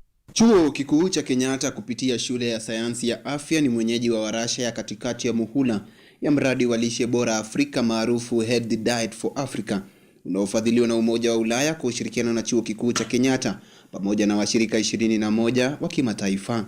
Utafiti huu unachunguza njia za kubadilisha mifumo ya lishe katika ulaji wa kila siku. Chini ya uongozi wa Profesa Michael Frey, profesa wa agronomia na fiziolojia ya mazao, timu inayohusisha wanafunzi wa uzamifu na watafiti inapanga kuendesha warasha kuanzia tarehe 23 hadi 27 Machi mwaka huu. Kulingana na kaimu msimamizi mkuu wa wanafunzi shule ya sayansi ya afya, Dr. Gladys Wangeshi, jamii ya KU itanufaika na utafiti huu. The challenges of malnutrition and food insecurity in Africa demand nothing less than our collective best, our best science, our best collaboration, and our best commitment to translating knowledge into policy and practice.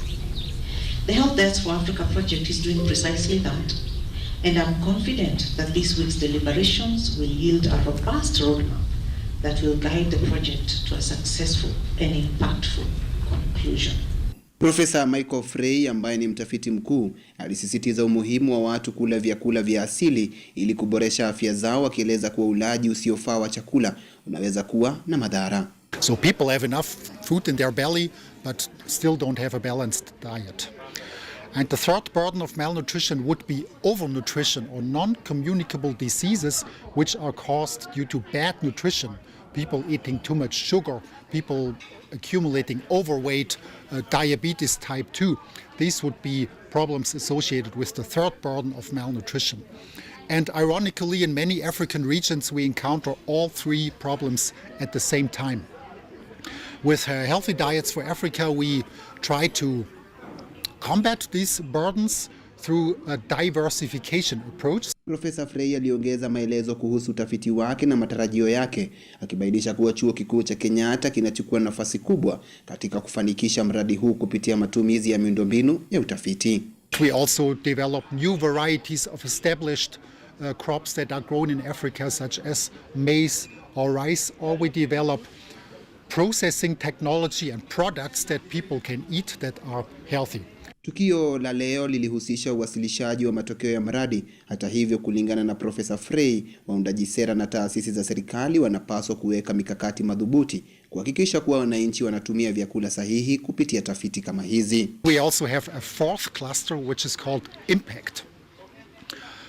In that cluster, people work with the stakeholders, they work with consumers or with farmers. They teach them how to grow these crops, how to use these new newly developed solutions. Timu hiyo inatarajiwa kusafiri hadi kaunti ya Makueni ambapo watakutana na vyanzo vya taarifa kwa ajili ya utafiti wao ambao tayari umeidhinishwa na idara ya utafiti ya KU. Edward Nyamo, runinga ya KU.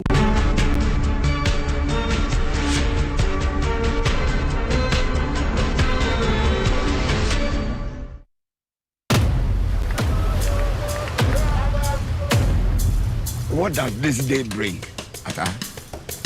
Sun all day. Actually, my app says it's going to rain at noon. Sun. Rain. Sun. Rain. Listen, I am going to buy my own boat. Who is with me? Give me my fish. Hey, you, down here in the bucket. Me? Do you see another old man looking at me? Stop talking and go back to being a fish. Come and dead me. I will. If I jump out of this bucket, I will slap you with my fin. Slap, slap, slap. You have to stroke it, then poke it. You want to join? Yes. Do I get a wish? No. You just talk. I'm sorry. Is that not like cool enough for you? He would like to apply for a loan. We can only consider a 3-year payback plan. From West Africa, live for the very first time in East Africa on Kenyatta University playing is the trailer for Fisherman. Fisherman is a heartwarming comedy fantasy film that follows adventures of Ata Oko, a traditional fisherman from a small coastal village in Ghana. Forced into retirement, Ata Oko's peaceful life is turned upside down when he encounters a very modern bougie talking fish with big dreams and even bigger attitude. Ladies and gentlemen, on Art and Culture Monday, we are exploring the beauty of writing, the beauty of acting, the beauty of producing, and the resilience of winning awards. I'm talking about awards like the nomination of Oscar because of Fisherman. On set, I'm joined by top actor in Africa's sphere. He is recognized as Flex for those of West African audience who watched YOLO. He is a frequent star in the theater or national theaters in Ghana. We are honored to have William Lamptey, born on a Tuesday. That is why he is also Kobe or Kobina. We'll be talking about that. And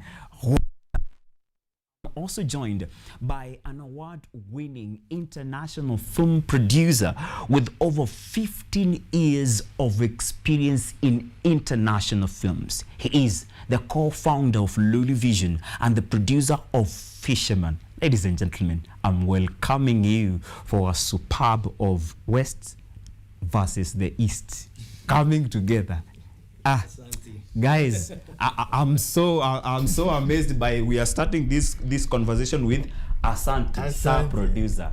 Please say hi to the audience of Kenyatta University. This is the best university in this country. That makes this TV the best. And it also makes me the most humble host. Well, I'm sure. Please say hi to our people. Hello, good morning, and my name is Kofi Owusu-Efriye, and I'm the producer of the Fisherman film. I'm so excited and happy to be here.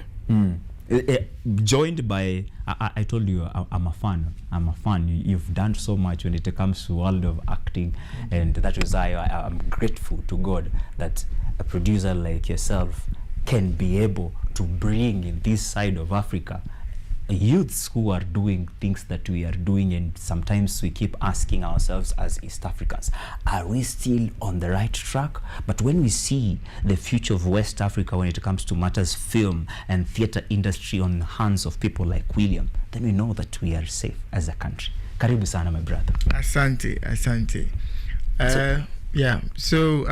Hi, KU people. I'm really excited to be here, honestly. This is my first time in East Africa, Kenya, Nairobi. And I'm really enjoying myself. I mean, you're an amazing host, brother. I have to say that you're superb. Thank you so much. They call it son of Mariam, Toto of Mariam. That's right. In this journey of making you the best, because William here is also the Pulse Influencer of the Year Award winner. In that journey, how did you start and when did you start? You becoming an actor, evolving to also acting in do you know how hard it is to act in comedy? Now evolving from all that and garnering the confidence to make us laugh. How did all that journey start? So I started this so it all started when I was in high school. I was part of the drama club. I used to do a lot of acting when I was in high school. It was through high school I even discovered that I could act. So after high school, I really fell so much in love with theater. I was so much in love. That was 2016. So decided to take this professionally from 2016. So this year marks my 10th year of performing in theater and in film. So it's a decade. So it's a very great feeling for me right now. And I would say it's been a very long journey. It's taken a lot of people and a lot of practice to help me, shape me to get to this point. And it hasn't been easy at all. And also when I started, I also didn't know I had comedy inside me. But you didn't know you could make people laugh. Not at all. You only knew that they could laugh at you. But there's a point of giving them a line and they're like, okay. Exactly.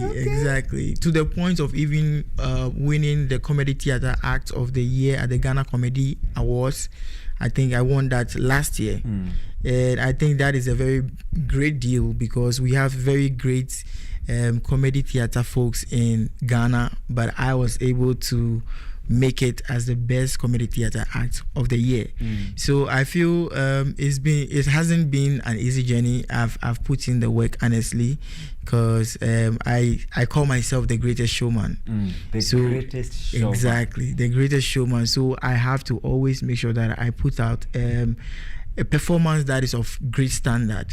That is of standard which resonates with the name that I've given to myself. So honestly, it's a great deal for me this year, marking my 10th year of doing this craze, this whole thing, and the fact that I'm even getting opportunities like being featured in the Fisherman film, such an international film and incredible film.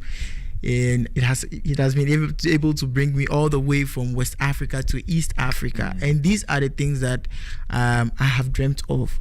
As a young boy, this is why I started all of this. So to get to this point, I'd say it's just by the grace of God, and I'm really proud. And I know it's a long journey ahead, and definitely I'm not going to relent. I'm going to put in extra effort to get to the international stage. No relenting, adding extra effort, even when you're the greatest showman. It's a clear proof that there is always room for improvement. Every day you're working towards winning against yourself. There is no competition. Let's come close home. Your role in Fisherman.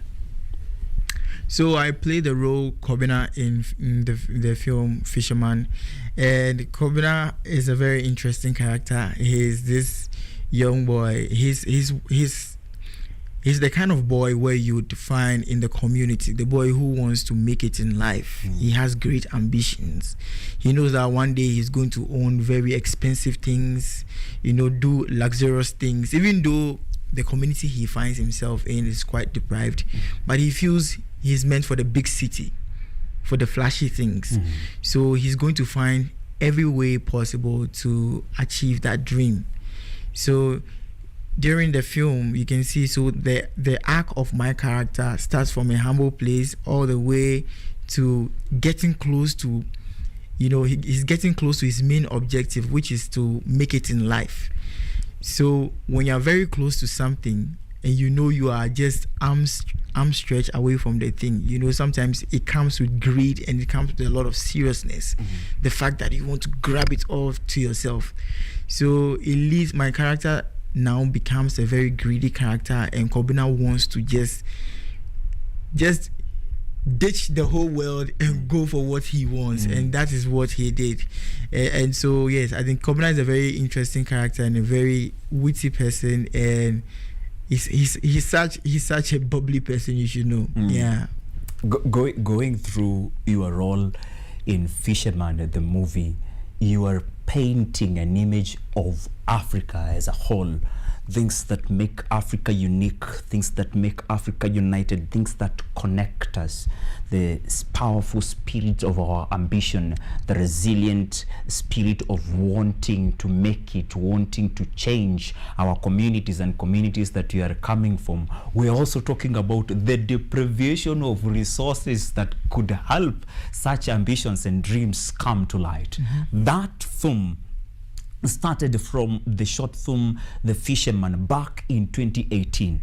I am also joined by someone who can give us that evolution, because it is a sweet evolution. Him being called on board as the co-founder of Lulu Vision, and someone who has an experience of over 15 years in international film. It was something special, evolving from winning awards to being nominated in Oscars to now showcasing this in East Africa for the East African people as they are heading to Lusaka. Ladies and gentlemen, let me allow Sir Producer to be able to give this context, how the Fisherman film came to rise and how it reached East Africa and how we are talking about it today.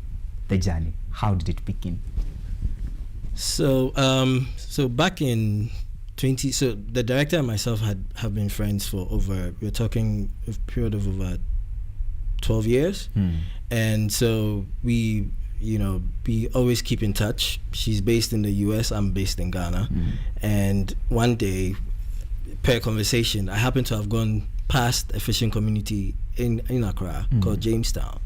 And that's a place where it's so iconic. It's the old Ghana. If you want to see how Ghana used to be back in the day, that's where you would go to. So I happened to have gone through the area, and I saw there was this change, massive change that was happening. Be it, and I mean the fishing. There's a fishing community there, and they were going to be displaced. So a fishing harbour could be built, like a modern fishing harbour could be built. So per conversation over the phone with her, I said, oh, this is what was happening. And I said, we should document the whole process, because this could be lost forever. And she came up with the idea of doing a short film. And I was a bit hesitant, because we are, as creatives, you're always hustling. To make a film, you need money. But she went away. 2 days later, she came. She returns with a script, and I read it, and I said, "There's no way we are not going to do this. Let's do this." So we did this. We did the short for virtually no money, but the crazy thing is, the short took on a whole life of its own. It became the first Ghanaian film to go into to be nominated at the American Black Film Festival, and it won an award for, I think, the best indigenous, for best African film, African short. And it also got nominated for the Oscars back in 2019. And so I felt, per interactions, when people saw the film, people were hungry for more, because we had introduced them to a world that they never knew existed, which is Ghana or Africa, and the kind of humor that we had. So I encouraged Zoe to write the full length. She, because we only did it for fun, and it was supposed to be just a short. But then, I encouraged her to write the full length, because I felt we owed the people, and she did. And so after she wrote it, we began looking for funding, and then we got into a program at the Venice La Biennale, film festival in Venice. They have this program where they microfinance films. So they would select 4 films and microfinance the film. So we were fortunate to have been one of the beneficiaries of that. And then, it's an amazing program that I wish, or I would recommend to upcoming filmmakers or filmmakers who are already in the space, because it's money you don't owe back. Because you know, the thing about film is when you get investors in, you have to pay back plus interest. But with this one, it's free money, but the project has to get made so it can be premiered at the festival. So you have a time frame for that. So that's how come the film got made. And also bringing it to East Africa. Why not East Africa? We are in Africa. We should be able to, you know, showcase our art within the region before even thinking globally. So we are getting into that too. Ladies and gentlemen, this is what I call daring to believe. Under Article 11 of Kenyan Constitution, we talk about culture, safeguarding our culture, conserving our culture, and also monetizing our culture. Today, we are having to experience all this in a mirror. I'm talking about West Africa, how they are behaving when it comes to matters creative process, how they are making it when it comes to matters creative process, even when there is minimal or less funding from the creators of Fisherman. You've heard how a prolific writer and director, Zoe Martinson, and the producer Kofi had to sit down and do a short film. That time they had no funding. They were still hustling, but they never used that as an excuse of not doing it. Looking at the script, Kofi was like, wow, there is absolutely no reason we are not doing this. Right now, after winning an award in 2019 Black African Film Awards, also being nominated in the Oscars of 2019, 2024, they got a rare golden opportunity that has brought them to this country. That is a chance to be in the Biennale. Let us do this. You are an actor, you have earned a name in theaters, you have earned a name in films. You are now being called to be an actor in Fisherman. What are your thoughts when you see the script and when you interact with other actors? So at the time when I was called to audition for the Fisherman, I was working for another company on a film set somewhere a little far from town. So I left there and then I went to the audition for the first audition. I did that and then I got a call back. And before the call back, I was sent the script to have a look at it. Okay. When I started reading the script, my brother, I wasn't able to break out to go and do anything. I sat down, read the script at a go because it was so interesting and super creative. I hadn't seen anything like that before. So the moment I read the script, I was like, no, I need to be part of this. So ignited my interest to be in it, because as an actor, I also didn't know how big the project was or whom the projects were belonged to. I didn't care how expensive the project was or anything, but I was attracted to the story and even the script as an actor. And I feel like, no, this character that I'm reading, I wasn't even told the character yet because I was auditioning for 2 characters. And when I just read the script, I knew that this character was for me. The Kobina character was just mine. And I was like, no, I need to go and get it. You are like, I'm ready for it. I'm ready for it. Exactly. So I went back for the second audition. I got in there, and then the director-writer, Zoe Martinson, was there. And she was very excited to see me because she had seen my previous tape when I auditioned. So right from there, I loved the rapport we had, the energy that was in the room. I was like, I think this is where I want to work, because as an actor, as a performer too, I mostly rely on the energy of the people that I work with. If you give me positive energy, I'm going to give you positive work. If you give me negative energy, there's no way I'm going to give you something good. So the moment I entered that room and the energy was so positive, on my way home, I was praying, let me get this job, God. I beg you, I need it. Exactly. So based off the energy and everything, and even the cast, when we got on set, trust me, we did this film with love. It was like a family at work. Anytime we got on set, everybody was ready, hands on, and we shot this film in less than 3 weeks. It was back to back, and nobody showed any sign of tiredness. We were always ready. When producer calls us, we are ready. Call time, we are responding to call time, because this film is something that we all wanted to be on, and it has been like that. We've been traveling the world, and I'm not shocked by the accolades it's receiving, and I wish people of Kenya can come and witness this great deal, this great work that we've done with our hearts and with love and joy.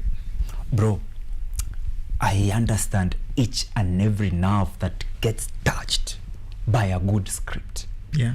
I resonate with a good script just by reading it. I can feel you saying, I can fit in this character. Yes. And I'm like, this is me. I can also fit in this character. And if these people feel that this is not good, I can also fit in this character. Her name is Zoe. Yes. Zoe. Good. Mr. Producer, we now have a script. You have loved the script yourself, and you have decided we have to put up a team. I want us to look at something before you tell us how you put up this team. A producer is someone who nurtures from teams, making sure that this energy we are talking about, because everything is energy, is positive for you to achieve whatever you have achieved so far. Tell us about Lulu and you co-founding it, okay? You managing it, making it beautiful, and now going to another role to do the same, to manage and make it beautiful as a producer. So tell us about Lulu, and then after that, tell us about the process of casting for The Fisherman, the movie. So Lou Vision is a company that I am a co-founder of, and my partner King Henry Blackson, who's in Ghana. He's literally like a brother. We are both in the same industry. He's a director. He's done amazing music in Ghana. He's one of the legendary music video pioneers, in Ghana. He's done so many music videos for so many artists in Ghana and also internationally that even he doesn't. He's lost count. So we came together in 2018 to put up a company together, because we had been working, we've both been freelancing, working on same projects, because I would get a project that I'd say he's the best fit to work this role, which is assistant directing, because that's his specialty. And we had been doing that for over a period of 8 years. So we just sat down one day and we're like, why don't we just merge? Because we literally work in the same space and we are brothers, literally. So we just did that, and then, The Fisherman came along. Please pause. The power of coming together. I'm talking about this because when I was reading about Lulu, I was feeling so happy because of the platforms you give to these artists, and I was imagining the same things that people are doing in East Africa. For example, my director Bonnie runs Ikinai Media, where they get artists from the community who are not able to do quality videos, yet they are talented, and what they are lacking is what we'd call enough resources to fund their budget, and they do excellent music videos. And now the West Africa is bragging to have Lulu, which you are a co-founder, in helping them in the same matters. You've helped artists, you are now helping actors, and we are getting on their table. We are on The Fisherman. The script is here, and G recognizes G. Gold recognizes gold. OGs recognizes OGs. You have to get the best. You have to get people like William on board. How is that process like of casting? I mean, so we have an amazing casting director in Ghana called Malco Kwazi. Malco Kwazi, and he's the founder of MK Casting. He actually won the best casting director for The Fisherman. Was it last month at the Atwa Awards in the States, and he's been doing that. He was on the set of Beast of No Nation. He also help the kids on the set to bring out their roles. So he, with that experience, we just got him on board, you know, and he's somebody I had known for years. Zoe had worked with him on Beast as well. So we just, you know, we gave him the role to cast for the film. He sent us tapes. We looked at the tapes, you know, and then we picked the actors from there. I am putting up dots on how you are getting to win such luxurious awards. It's because there is no joking when it comes to scripting. There is no joking when it comes to casting. There is no joking when it comes to the actors. There is no joking when it comes to energy that has to be maintained in the set. There is no joking, ladies and gentlemen. The Fisherman movie that we are talking about, that comedy movie from Ghana, will be screened in Kenya on 3rd April. On 3rd April, if you are coming from the areas of Kiambu and the northern region of Nairobi, you can pass by Two Rivers Mall, the Cinemax of Two Rivers Mall. If you are able to get to the Junction Mall, you will also have a chance to view the screening there. There are other places that the screenings will go on, including Mombasa Cinemax. We're also having the Westgate Mall also showcasing this prestigious movie in Kenya. After moving from Kenya, the Fisherman will swim along the rivers all the way to Lusaka, Zambia. I want us to talk about the tour, the African tour, and you as a producer, the greatest thing you want the people of Africa to learn and to experience out of laughing. So what I am expecting them to experience and to know is that this film is a film made for us. It's a film made for us. Yes, not just people of West Africa. When you watch it, you find you will find yourself in the film because it explores deeper themes, but with laughter. You know, sometimes I've always said, you know, sometimes when you're trying to get people to understand something, some people don't take things straightforward. Sometimes you have to sugarcoat it a bit so they can absorb it, and that's how we approach this film, because the themes that it explores are global warming, tradition, etc. So, and it's told in a comical way. So we are expecting people to come. You know, once they see the film, it's filled with emotion. You laugh when you're supposed to laugh, and you probably shed a couple of tears when you have to. But you know, it's at the end of the day, you would have a wonderful experience for sure. Exactly. I love it. And can't wait to watch it. Can't wait for that, guys. That will also be Good Friday. Okay, on that same day that we are. I never understood how a day when someone is dying is a good day. But on that day, that Friday, that we will be laughing. Well, it's a good day because he paid for our sins.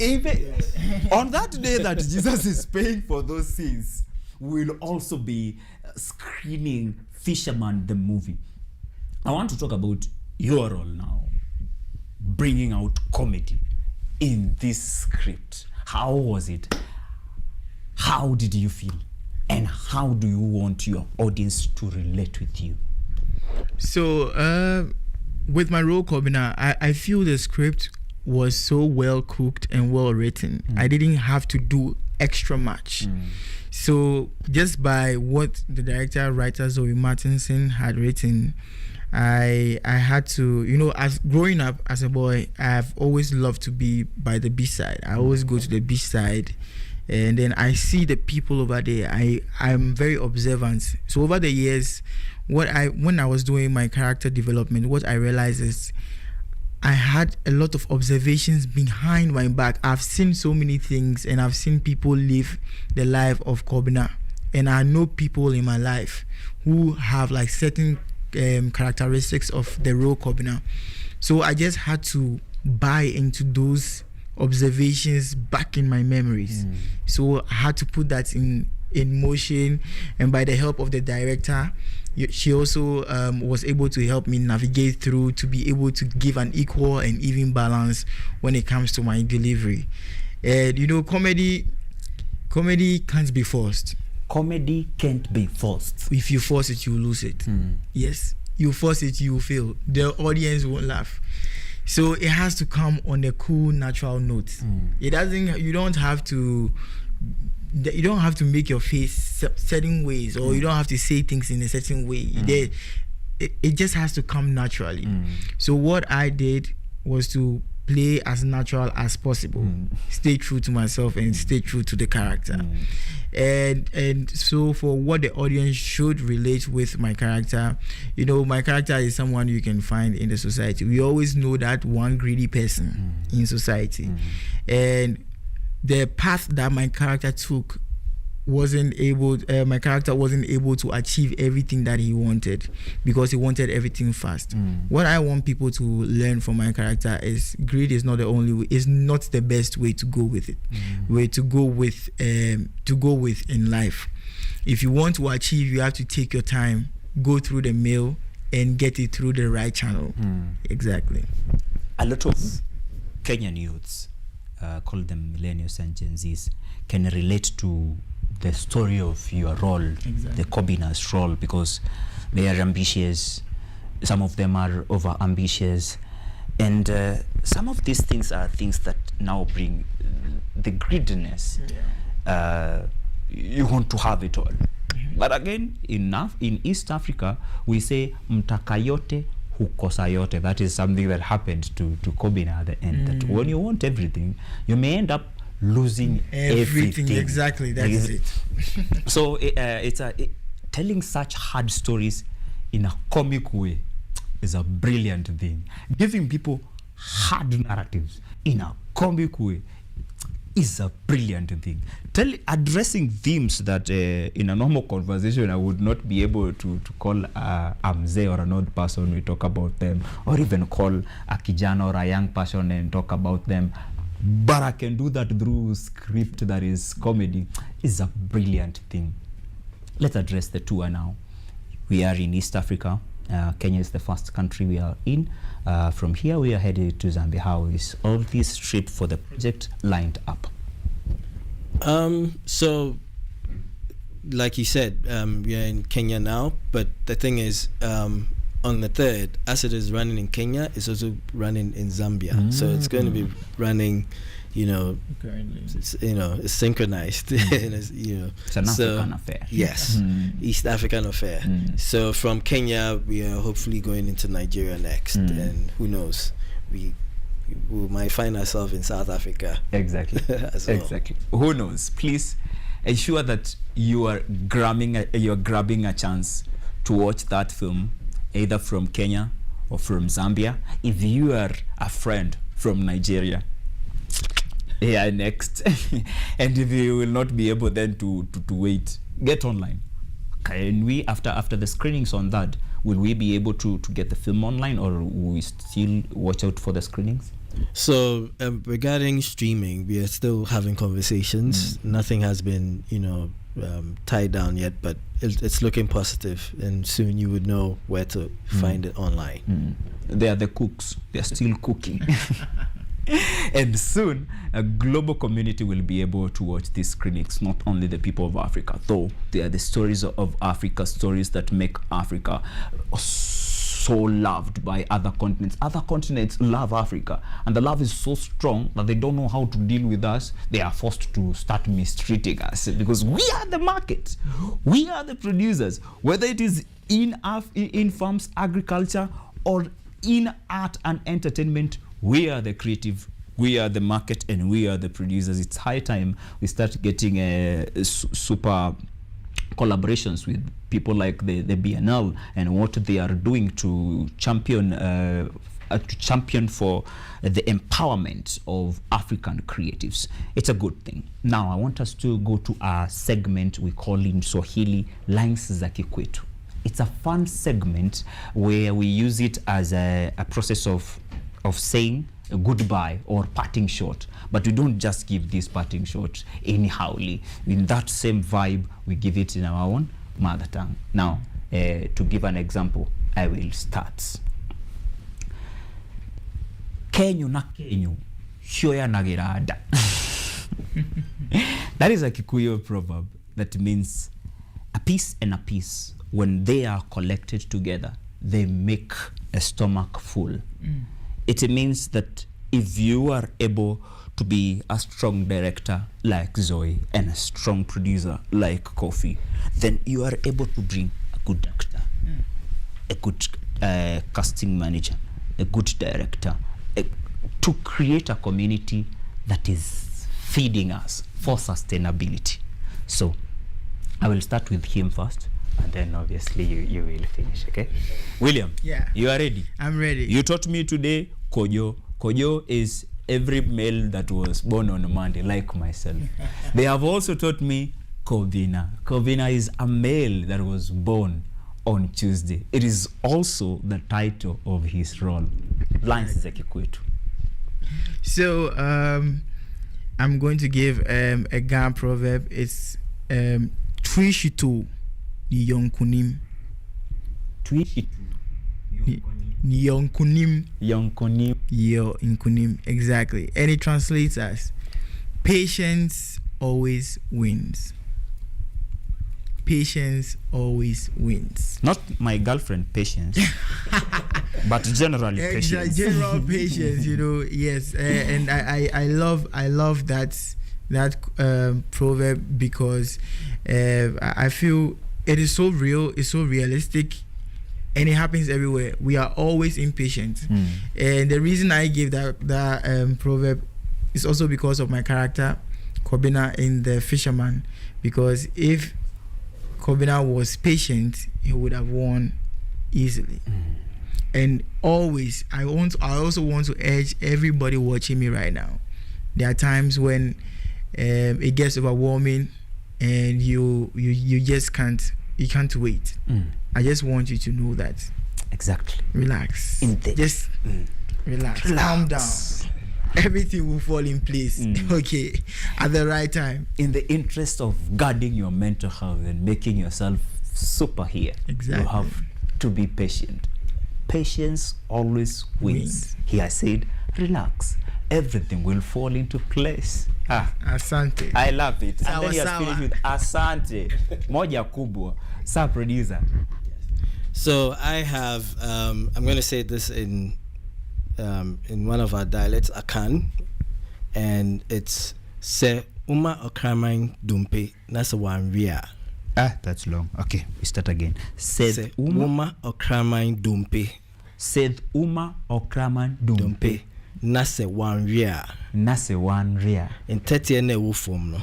Ntete one ufum. Bewi amano. Beyama. Bewi amano. Bewi amano. And that translates, like the literal translation is, if you give a dog a bone and he doesn't eat it, the ants on the floor would take advantage of it. Pardon? The ants on the floor would eat the bone. If you give a dog a bone and it takes advantage of it or throw it away, the dogs throw bones. The ants on the ground would make use of it. Will make use of it. And that means when opportunities are presented to you and you don't take them, somebody else will. Around the sun, times and chances happen to them all. At one point of your life, you'll get a chance. At one point of my life, I will get an opportunity. If you misuse that, others will benefit. Exactly. Ladies and gentlemen, that is a powerful way of ending this conversation. We are going to watch that trailer one more time as we welcoming you on that on Cinemax. I have a number of places for the people who are coming from different places. If you're coming from Nairobi North and Kiambu, you can use the Westgate. You can use the Westgate Mall. You can also use the Century Cinema at Junction Mall and Two Rivers. And if you are from Mombasa, then Nyali Cinemas will be ready for the screening. It is on 3rd April. Time? So the screening times will come out tomorrow. Yeah. Yes. So you can watch out on that. We forgot to give them social media handles where they can get more information. Exactly. Do that. You are the young. Yeah, the Gen Z, right? So yes, you can follow the Fisherman on Instagram at thefisherman.film. Thefisherman.film on Instagram, and on Facebook is the Fisherman Film. When you go there, you get every details concerning our film. I think the website too is live, thefishermanfilm.com. I think when you search that too, you get more details out there. Exactly. You may have a feeling like we've not exhausted all that maybe you were expecting. You may have another question that you've not had a chance to ask.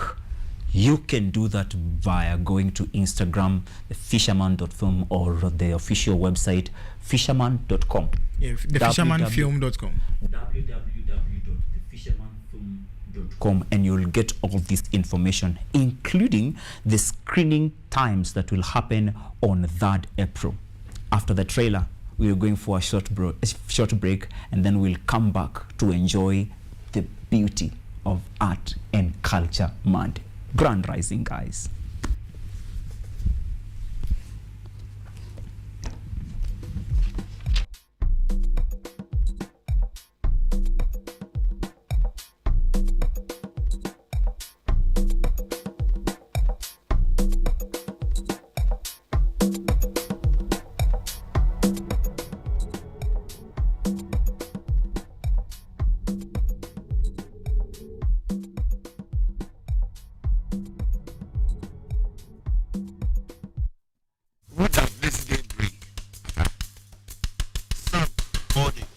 Actually, my app says it's going to rain at noon. Sun. Rain. Sun. Rain. Listen, I am going to buy my own boat. Who is with me? Give me my fish. Hey, you, down here in the bucket. Me? Do you see another old man looking at me? Stop talking and go back to being a fish. Come and dead me. I will. If I jump out of this bucket, I will slap you with my fin. Slap, slap, slap. You have to stroke it, then poke it. You want to join? Yes. Do I get a wish? No. You just talk. I'm sorry. Is that not like cool enough for you? He would like to apply for a loan. We can only consider a 3-year payback plan. You think I will die in 3 years? No. Oh, she paused. Papa. That fish is very rare. How much? Priceless. I need a message first. The message is, eat me. We are screwed. Trust me, gambling is like swimming. It's in my DNA. Where is school? I miss his Jesus fish.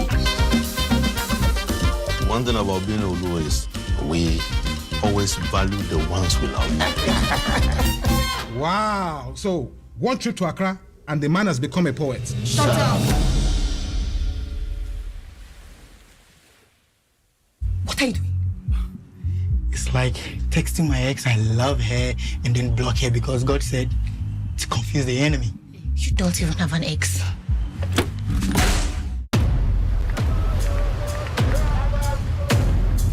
What does this day bring?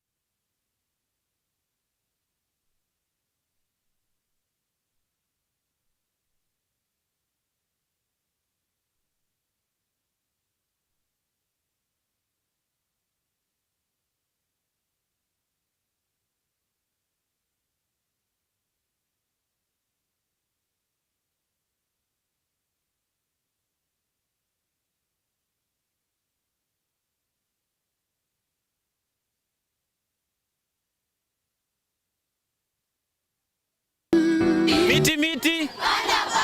Panda panda. Our planet's future is in our hands. However, there is a threat to the brightness of this tomorrow.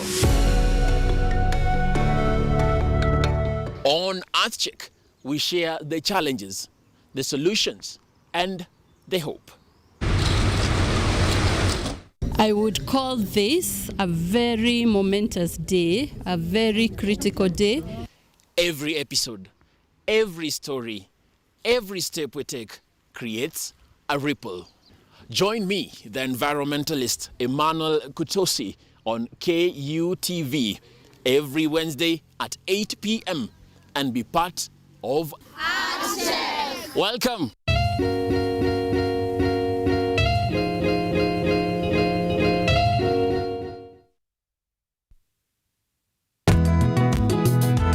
Kila safari huanza kwa hatua moja. Bila shaka, dira ya Boresha Kilimo sasa imepata sura mpya. Boresha Kilimo si kipindi tu, bali ni darasa la vitendo kwa wakulima. Lengo kuu, mavuno bora na tija kwa jamii. Na ukikaa nasi basi utaboresha kilimo. Hapa tutakupakulia maarifa atakotia ladha ya kisukari kwenye mazao yako, tukitofautisha punje na mpunga. Kwani kilimo ndicho huboresha maisha. Kuanzia maandalizi ya shamba, mbinu za teknolojia ya kisasa hadi sokoni, usikose kutazama Boresha Kilimo. Ukitaka kujua haya usipime kipimo. Ungana nami na hodha wako Akida Kasim kila siku ya Jumamosi saa 6:30 mchana na Jumanne asubuhi, nikikuletea shajara kamili za wakulima na suluhisho mashinani. Kilimo ni nguzo kubwa kwa ujenzi wa taifa, kwani kilimo ndicho huboresha maisha. Kumbuka, ukipanda pantosha utavuna pankwisha.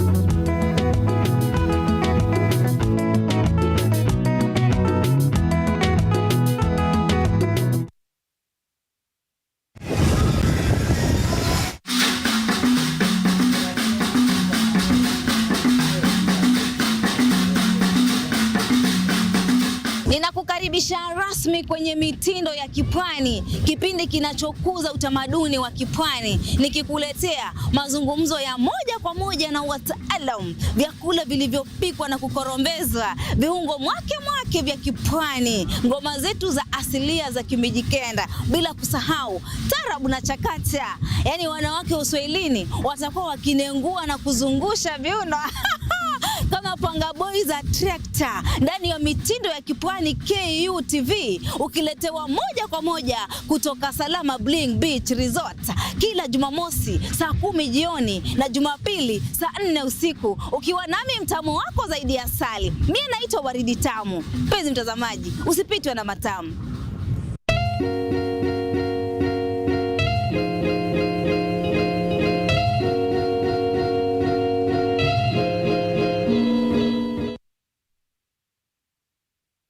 Get ready to embark on a journey into the exciting world of technology as we uncover the latest trends, interview top thought leaders, and dive deep into the world of tech like never before. Currently, we are facing the challenge in terms of finance. It requires one to move from different counties because we really need a large data set for our model to be more accurate. In this new and exciting series of the Technovation Show, join me, Yvonne Kimuma, every Monday 8:30 p.m. for a fun and thrilling experience as we explore the cutting-edge developments, meet visionaries driving change. Somebody who is in the underground mine doesn't know the presence of those gases. So there are a lot of gases involved. There is methane, there is carbon monoxide, and there's also hydrogen sulfide. These gases actually, they are very dangerous and they're very toxic.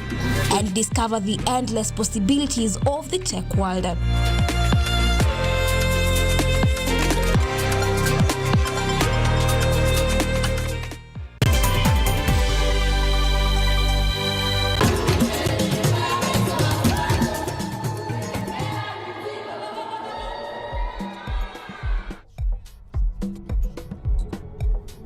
And in particular, one of the schools that we studied many schools at the time, was this school in the Nandi Rock at 1,700 meters. Any of you been to the school? I highly recommend you do. And the school is called Pemja Primary School. And you can see on the left-hand side, a kid running up to school. You can see being barefoot. There's no other way to get to the school besides running uphill, and it's not an easy trek. And you can also see there the motto of the school, life is a struggle. It certainly is a struggle if you're living there. And on the right-hand side, you'll see the kids carrying water containers. There's no water up there. They've got to go and fetch water and take it back up. And on the top right, you'll see my technician from Moi University and Robert Onjiambo, another student who followed Vincent to Glasgow, struggling to climb that mountain, and we only did it once. These kids were doing it 4 to 8 times a day. Okay? That was unique about these kids. And so when we measured the activity levels, it was really quite exceptional. But I want you to get a flavor of this from this documentary by Alex Gibney. And Alex Gibney is an Academy Award director who did this movie that you may have seen, but I'll show you a small clip. The environment there is so conducive to East African running systems. I don't know if you can hear that, but they'll be living a very natural life. They won't be on their computer games. They won't be all on their telephones. And the most profound thing I've learned from doing this research is the fact that they will go into school. Look at the terrain. In a remote area in Nandi County called Kapsil, we used to run half an hour. We used to run to school and back. And that's all life is. Getting to the school, this 5-kilometer trek that they have to do, they do that. On the foot is an accelerometer, we're measuring them. It's raining, it's muddy, it's stony, They're wearing a smart watch which is recording all the activity they're doing. At least 4 times a day. They come to school, they sometimes will run back home to have lunch, they'll come back to the school and they'll be dismissed. I'm talking about how they go to school, come back at home, go back again. The living in the countryside. That's really. The next person you'll see there's Kenisa Bikile, because the beauty of our work is we could replicate a lot of this in Ethiopia. Conditions are almost identical. It's difficult to distribute in the countryside. It was challenging. Life's not so easy. Lives is a struggle. So they endure so much hardship that when it comes to running, when other athletes from around the world are experiencing pain and finding this really tough, for them it's just normal, so they can endure what others can't. So I'm talking about how when others are feeling pain in competition, it's normal. It's something they experience so very often. And I must say, and we haven't got time to analyze this, that everyone in this room, including myself, have ancestral genes for that. Our design is for that, ladies and gentlemen, and not. If you do come and visit me in Hong Kong and you're all invited, you want a coffee, your coffee comes to you. Guess how your coffee will come to you? On the drone. You don't have to go and pick up anything. The food gets delivered. You never have to spend a moment going anywhere. Now, are we designed for that, ladies and gentlemen? We're not designed, but that is the world of 2050. So that's why I said we have a huge pandemic that's here and only going to get worse, and we need to work on this. Universities, think about this for a moment. So what we concluded from those, we call them demographic findings, was that athletes arise from distinct areas of East Africa, altitude, and by the way, today because of time, I'm going to go from 900 slides to 950, I've removed all the Ethiopian slides, but basically the story is the same.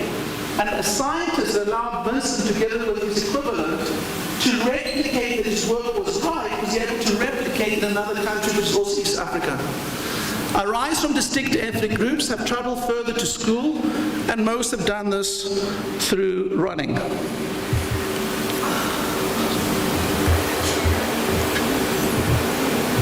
Oops. That should change now. Sorry, I'm getting a telephone call. That's why you're getting this. Sorry. Just switch that off. Okay, that should work now. Has your slide changed? Technical people, my slide has changed now.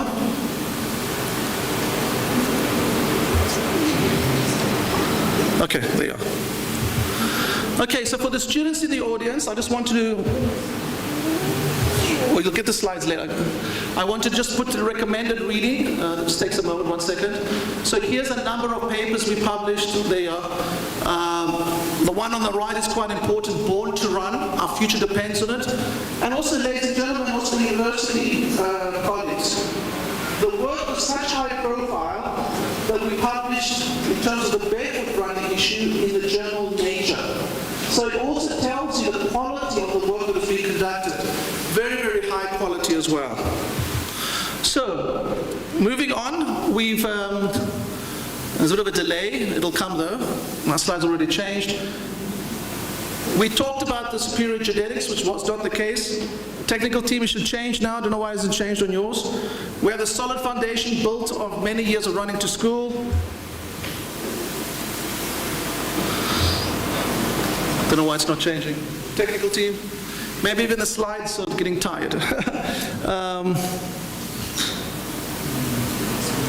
Anyone helping me?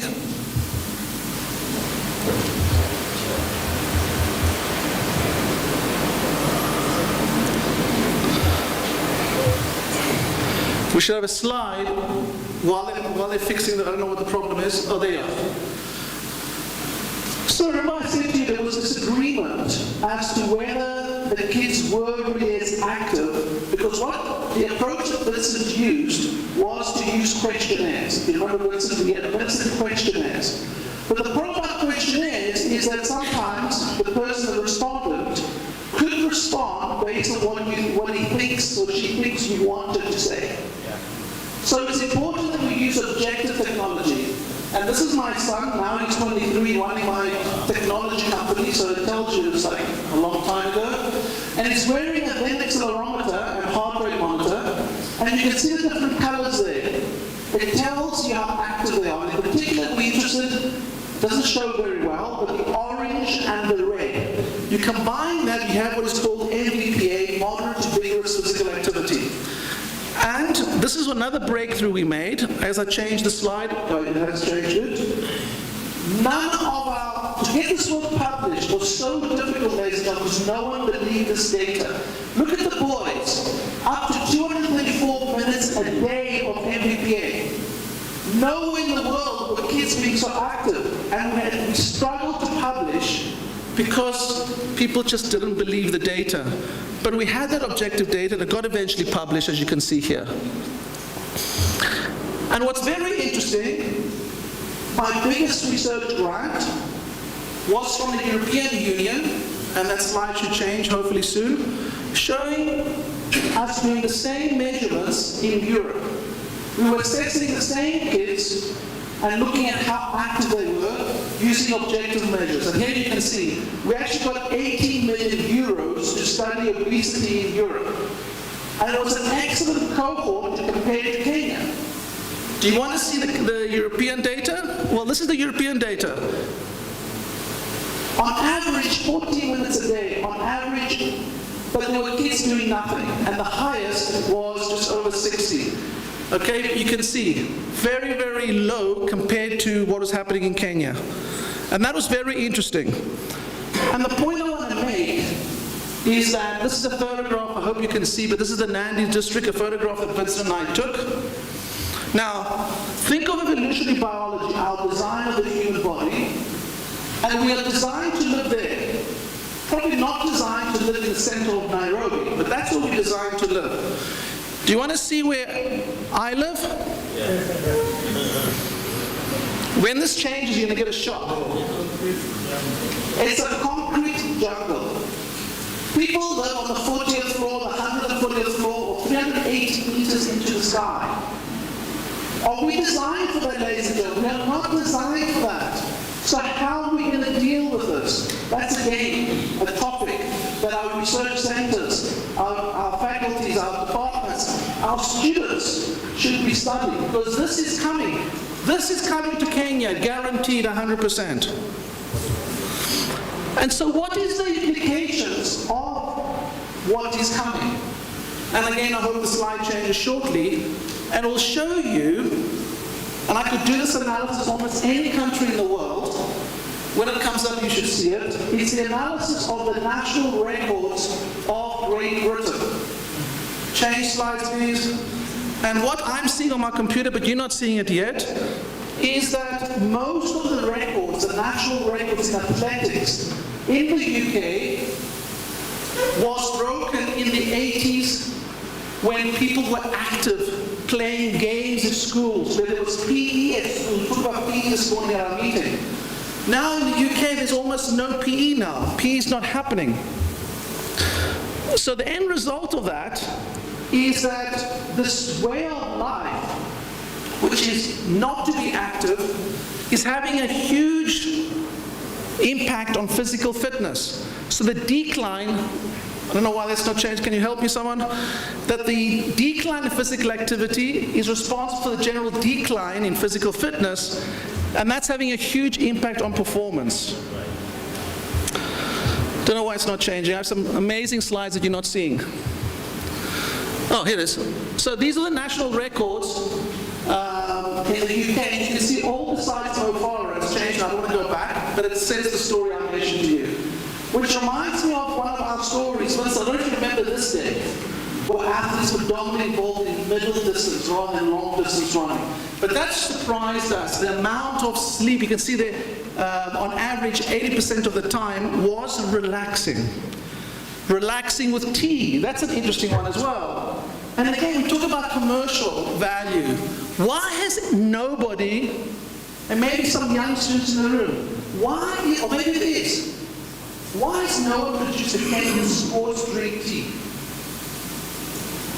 Because what you should know, and we revealed that through our research, is that if you compare the most expensive sports drinks to tea, which has a better hydration index? Which hydrates better? Milky tea. Which is what is the Kenyan drink that they were drinking. And there's the data to show you that, about the importance of milk and tea. So anyway, that's just a sideline. Anyway, going back to what Vincent found. He found during that week leading up to those major competitions, he found that athletes were in negative energy balance. Now that was really weird for us, because coaches and sports scientists at the time would not recommend athletes lose weight as they prepare for competition. But this is what we found.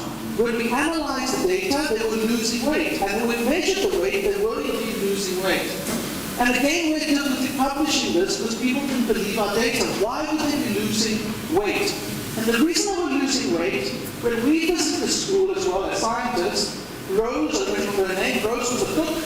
She put the food on the table, and that was it. If you were the professor or the athlete, that's all you got. So if you wanted more, it wasn't more. That's what you got. So what is happening when they get closer to training to the competition? They're training harder. The food remains the same, they lose weight. And I don't have time to go through this in much detail. The loss of weight was better because they're becoming more economical. And the other interesting bit, because now digressing, maybe some of the students are interested in the female athlete. You know what's the most common disorder for female endurance athletes around the world? It's a condition called REDS, which is relatively energy deficiency, where the athletes are reducing their energy because they want to be light, and they suffer from brittle bones and a lot of injuries. We never found that in Kenya. I'm not saying it doesn't exist, but we never found that. And you know why? I'll show you the data just now. The African diet, as I'll show you shortly, that Vincent analyzed, is very, very high in carbohydrate. So although they have a negative energy balance, the muscle is full of carbohydrates, so they're not suffering. They can train hard without injury. And again, that's something that Kenya has not made a big deal of. Your African diet, as you'll see from Vincent's data, almost perfect. And what does it entail? And I hope you're still eating these kinds of food. I'm getting some nods there. You know, your gali, your sukuma. This is what the athletes are eating. And I remember every week when I asked them, what could I do to help the camp, they'd ask if I could bring some meat. They had no meat in the training camp. But you know what? They didn't need it because the protein intake through vegetable protein was equally high. So they weren't suffering from having low protein despite the fact they weren't eating a lot of meat. And I think this is one of the most interesting slides that I'll show you today. Again from Vincent's work. Have a look at what they're eating and the percentage contribution. Now, you will have heard, those in public health will know the studies about sugar toxicity. Sugar is bad for you, it's killing you, it's causing diabetes. Ladies and gentlemen, it doesn't do anything like that if you're living an excessive life. You can see here, the typical Kenyan tea has 20% sugar in it. It's good for you. If you're sitting inactive, of course, we know that too much water will cause you to go into coma and die. Again, you can see the big contributor is maize from the ugali. You can see 1% from meat, okay? And you can see vegetable, the 86%. And I think this slide is really cool if you're a nutritionist. The IOC recommendations for endurance athletes is that they have 1 gram of carbohydrate per kilogram of body weight so you can train hard and have the glycogen you need. These athletes, as you can see here, weigh about 59 kilograms. The amount of carbohydrates you can see there is on average 10. They've got 3 grams more than the recommended amounts. This was the perfect diet. And that's without any dietary knowledge. And the other thing that was unique about the diet was they were doing it at the right time. They would come back from their hard exercise and within minutes they're eating exactly what is recommended. So those in nutrition should take note. And at this point there was no sports nutritionist. The other thing Vincent found, which none of us believed at the time, no one was drinking any water. And I want you to remember at that time the recommendations by the American College of Sports Medicine, I'm a fellow, was to drink 150% of what you're going to lose. So if you're going to lose 2 kilograms, you have to have another one, so you have to have 3. Okay? But as you can see from the diet, they were not drinking any water before or during, but they were drinking some tea. And again, we're difficultly publishing this because athletes are negative energy balance, which is not recommended. They're not drinking water, which is not recommended. So you can see the problem. Yeah. So what is right? These athletes are winning. So you can see how the paradigm changed and the ACSM recommendations, ladies and gentlemen, changed because of Vincent's work. They changed the recommendations. Because you may recall that many of the drinking recommendations were funded by industry. Gatorade, remember, formed in 1969. The notion was drink as much as you can. And remember there were many deaths in America where people drinking too much water and getting hypernatremia and dying. Vincent's work changed that agreement. I was going very quickly over this because this really changed the whole path of sports nutrition. And you can see the athletes here relaxing. There's a young Elliot drinking tea and reading the newspaper. Actually, this athlete, by the way, who's washing their clothes here, guess who that is? That's Eliud Kipchoge, washing his own clothes, you know. And again, replicating that finding, drinking no fluids, but only some tea, which obviously counts as fluids. So in the next few slides, I'll go over very, very quickly because I can see we all getting tired. We had difficulty convincing the top journals that the athletes would not drink the volumes recommended. So that is when we gave doubly labeled water. You can see the athletes drinking a little bottle. That's deuterium. And without going into too much time, and this Barry, who was the first author of these papers, he demonstrated negative energy balance we found many, many times. And indeed, they weren't drinking a lot of water. You can see the athletes were under-eating by 9%. Some as high as 55%, you can see. And basically, without having to read all this, saying that this seemed to be helping the athletes. So as a result of this pioneering work, the recommendations for sports scientists were altered based on what was happening to these athletes. And we did follow-up studies. You can see me here talking to the athletes, getting them organized. Again, Vincent's taking the photograph. This is again 20-something years ago. Each of those bags is a wearable set. First, we were ahead of our times. We were giving wearables 23 years ago. Come on, that has to be impressive. And maybe next time I'll talk to you about where the technology is going now. And you can see some of the technology. There's a young Chris Easton on the right-hand side. Now he's a professor of sports science at the University of Stirling. These pills at the time were being used by NASA for space flight. We brought them to Kenya for Vincent to use for his studies, to measure core temperature. We measured heart rate. We measured all these things, GPS at the time. And there's a young Elliot, also with a sweat patch. These sweat patches were collected and sent back to Glasgow and would analyze and get the results 2 months later. Ladies and gentlemen, I'm very happy to report now we can do this live. So instead of actually waiting for 3 months or 2 months, you can measure those things live now, and that technology is now available to use. And you can see us here again putting the patches on the athletes as part of the team. Again, you can see some of the athletes you may recognize doing these experiments. There's accelerometers on them as well. And we also created mobile labs. Okay, I don't know if you remember Festus Kiplamani. I think he's was a sports nutritionist. I don't know what he's doing nowadays. Yeah. Oh, is Festus in the room? Yeah. Oh, Festus, come on, get out of it. Festus, it's so nice to see you.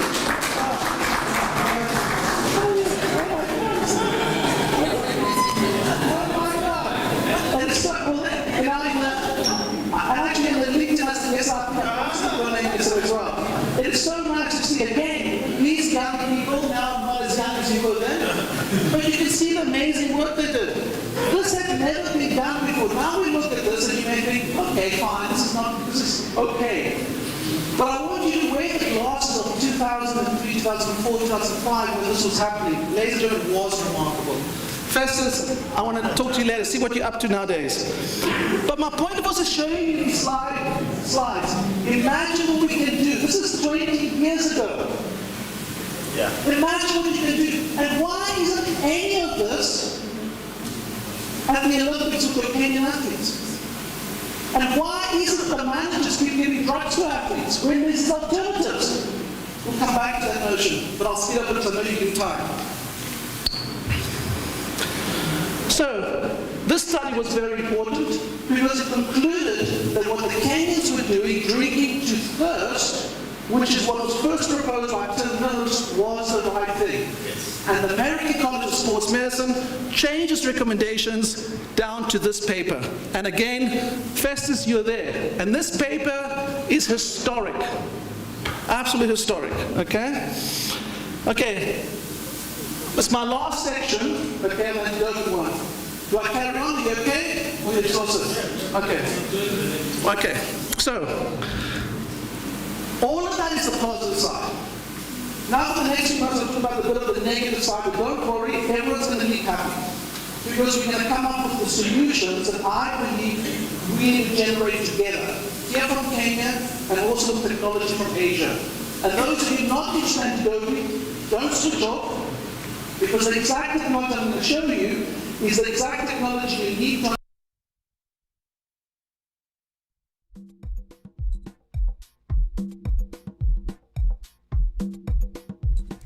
kabisa mpenzi mtazamaji, kwa utamu kama huo, we are now coming to the last stretch of the show, Art and Culture Monday, Grand Rising on KUTV Rise today. Tumetoka West Africa kwanza and then tukarejea Kenya, and now we wanna have a look again the newspaper review, gazeti zote tatu zenye niko nazo hapa hivi as we wind up. Na tutaanza na gazeti la The Star. I had touched on the headline of The Star that reads Fertile Land, Rising Imports, Paradox of Kenya's Costly Food. Hapo hivyo ukurasa wa 4 wanaongea kuhusu vile ukiingia madukani chakula ni expensive. Kwa nini chakula ni expensive? Because we are importing what we can farm in our country, and that is why they are presenting this as a paradox ya Kenya's costly food. Why are we importing so much yet we can farm for ourselves? Ukisonga mbele wanaongea kuhusu sherehe za Palm Sunday ambazo ziliweza kufanyika jana tarehe 29th March, as we are now nearing to the week of Easter. This is the week of Easter. Yes, tarehe 3 Friday itakuwa ni Good Friday, and then tarehe 5 Sunday itakuwa ndo siku Yesu yenye urais. So Monday itakuwa Easter Monday. The Catholic faithful celebrate Palm Sunday. Ni taarifa ambayo iko katika gazeti la The Star. Ukurasa wa pili gazeti bado la The Star wanaongea kuhusu police dismiss child trafficking claims in Likoni toddler case. Hizi ni taarifa ambazo zinawahusu watoto sasa. Huyu mtoto ni mtoto wa miaka 3. Jina lake ni Peris Jerop ama Precious Jerop, ambaye aliweza kukosekana. Upande mwingine ukurasa wa 9 wanaongea kuhusu kifo cha mbunge wa upande wa Ol Kalou. Inasemekana ni kitanzi kule baada ya taarifa za tanzia. Ni kitanzi baada ya tanzia. Kalou MP's death opens new front. Hapo ndo nasema kuna kitenzi. In Rigathi and Ruto by-elections duel, the death of Ol Kalou MP David Kiaraho yesterday has not only robbed Nyandarua of a seasoned legislator, but has set the stage for the first major showdown in Mount Kenya ahead of the 2027 polls. This is according to the official communications from the Speaker of National Assembly, Moses Wetangula. Guys, one day, one time, ndakuwa either Speaker wa National Assembly ama the Senate of Kenya. Sijui ndakuwa nasemaje wakati kama huo tukipatwa na habari kama hizi, ama when we are discussing matters that are concerning us. The Daily Nation wameweza kuongea ukurasa wa 3 about the twist in Kericho mass graves. Hapo hivyo governor wa Kericho Amos Nyaribo ameweza kuelekezea kidole cha lawama kwa officers wake. Wanasema a fresh controversy has erupted over the secret burial of 33 bodies at a cemetery in Kericho, with Nyamira Governor Amos Nyaribo blaming some of his county officers for alleged corruption, even as 4 more suspects were arrested. At least we are having suspects arrested concerning these issues, so meaning that in the fullness of time we'll have stones unturned, tujue nini kinaendelea. Ukurasa wa 7 utasoma kuhusu the Linda Mwananchi Storm Coast. Bado huo ukurasa ni ukurasa ambao umekubebea taarifa kuhusu kifo cha mbunge wa Ol Kalou and the looming by-election pale hivyo. Ukurasa wa pili katika gazeti hili la Daily Nation, there is a sad story, mother and daughter among 16 killed in Nyeri crash. Hapa hivi ni taarifa ambayo iliweza kufanyika tarehe 26, that is 28th March, that is on Saturday, where a Nissan Matatu collided head-on with a trailer and 16 people perished, among them a daughter and her mother. Taarifa ambayo iko ukurasa wa pili. Ukurasa wa 3 nimekuambia ni kuhusu taarifa za upande wa kule kwake Governor Amos Nyaribo. On the sports section ya The Daily Nation, Motsepe throws weight behind East Africa, confirms Kenya visit. Hii ni taarifa kumhusu CAF General Secretary Mosengo Omba quits in turbulent time for the game in Africa. CAF iko na mengi ambayo yanaendelea as CAF inajiprepare for 2027. Inasemekana ya kwamba Kenya bado hatuna uwanja ambao unaweza kutumika, but the Talanta Stadium is coming up nice and easy. The Standard wameongea kuhusu the judicial bias. I told you of the line pale hivyo ya Animal Farm, ya jinsi ambavyo tuko katika shamba la wanyama. Wanasema all animals are equal, but some are more equal. Please grab a copy of your Star. On page 4, you will read about judicial officers have repeatedly obtained court orders that pause investigations and other proceedings. While no case has yet reached a final destination, the pattern shows how legal processes and conservatory orders interact with anti-corruption and oversight efforts for regular Kenyans. The unfolding developments highlight the challenge of balancing judicial independence with timely accountability and the complexities that arise when courts and investigations intersect. Ladies and gentlemen, tishikie gazeti lako, itakuwa shwari tena zaidi. Usipopata gazeti lako, kesho mwanahabari wetu na vile vile top and awarding female journalist Sylvia Nyango atakuwa akiendeleza gurudumu hili la Rise Today katika segment ya Biashara Tuesday. Magazeti haya huwa yanachambuliwa zaidi. Pia mimi huwa najiunga pale hivyo kama expert. Ladies and gentlemen, at this particular juncture, on 30th March 2026, the 30th day of the 3rd month, I'm so grateful to you. I'm so grateful to God.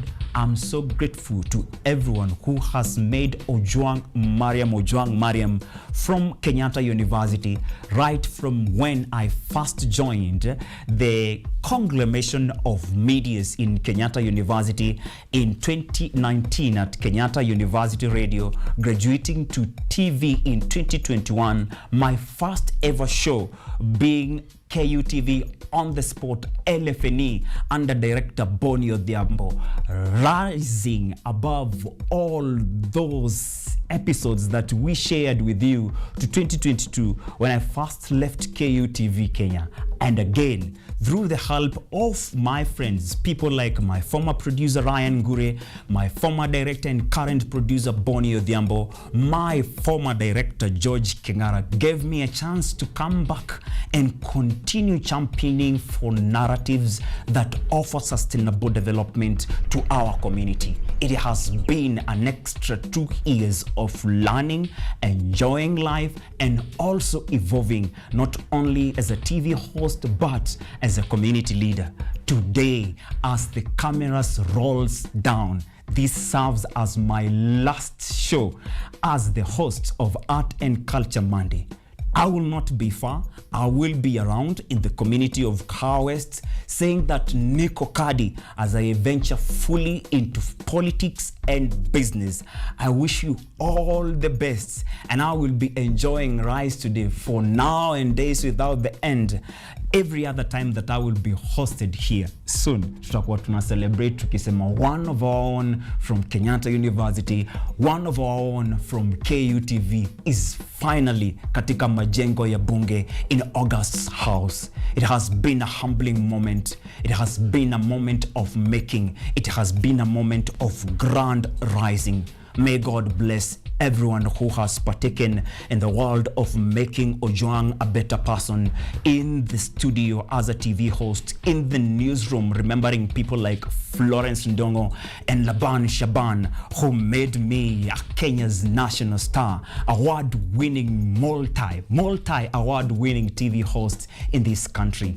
I am glad. May God bless you. My name is still the same, Vincent Ojwang, mtoto wa Mariam, Senior Warrant Officer 1, Luteni Kanali, Mkenya naye lakini ukenya wake usiukenye, and by the grace of God, incoming MCA Car West 2027. Mungu awabariki na mkuwe na siku njema. Kwa niaba ya kila mtu ambaye amefanikisha kipindi hii leo, kipindi changu cha mwisho, ikiwemo director wangu kwa masikio, director Boni, the camera persons ambao wamekuwa pale hivyo, watu kama vile kina Matata, social media management ikiwa inaongozwa na director Jenzi, director Melton Conchela, my friends, watu kama vile Wahoo akiuliza yeye ni Wahoo kama sio wa Kabogo, na vile vile watu kama vile Mai na Patrick kutoka Weteithi. I will remember all the moments that we have shared on this platform.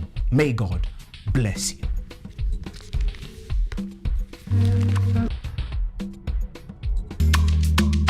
Nothing there, but I there with you for the night. Baby, why? All the things that I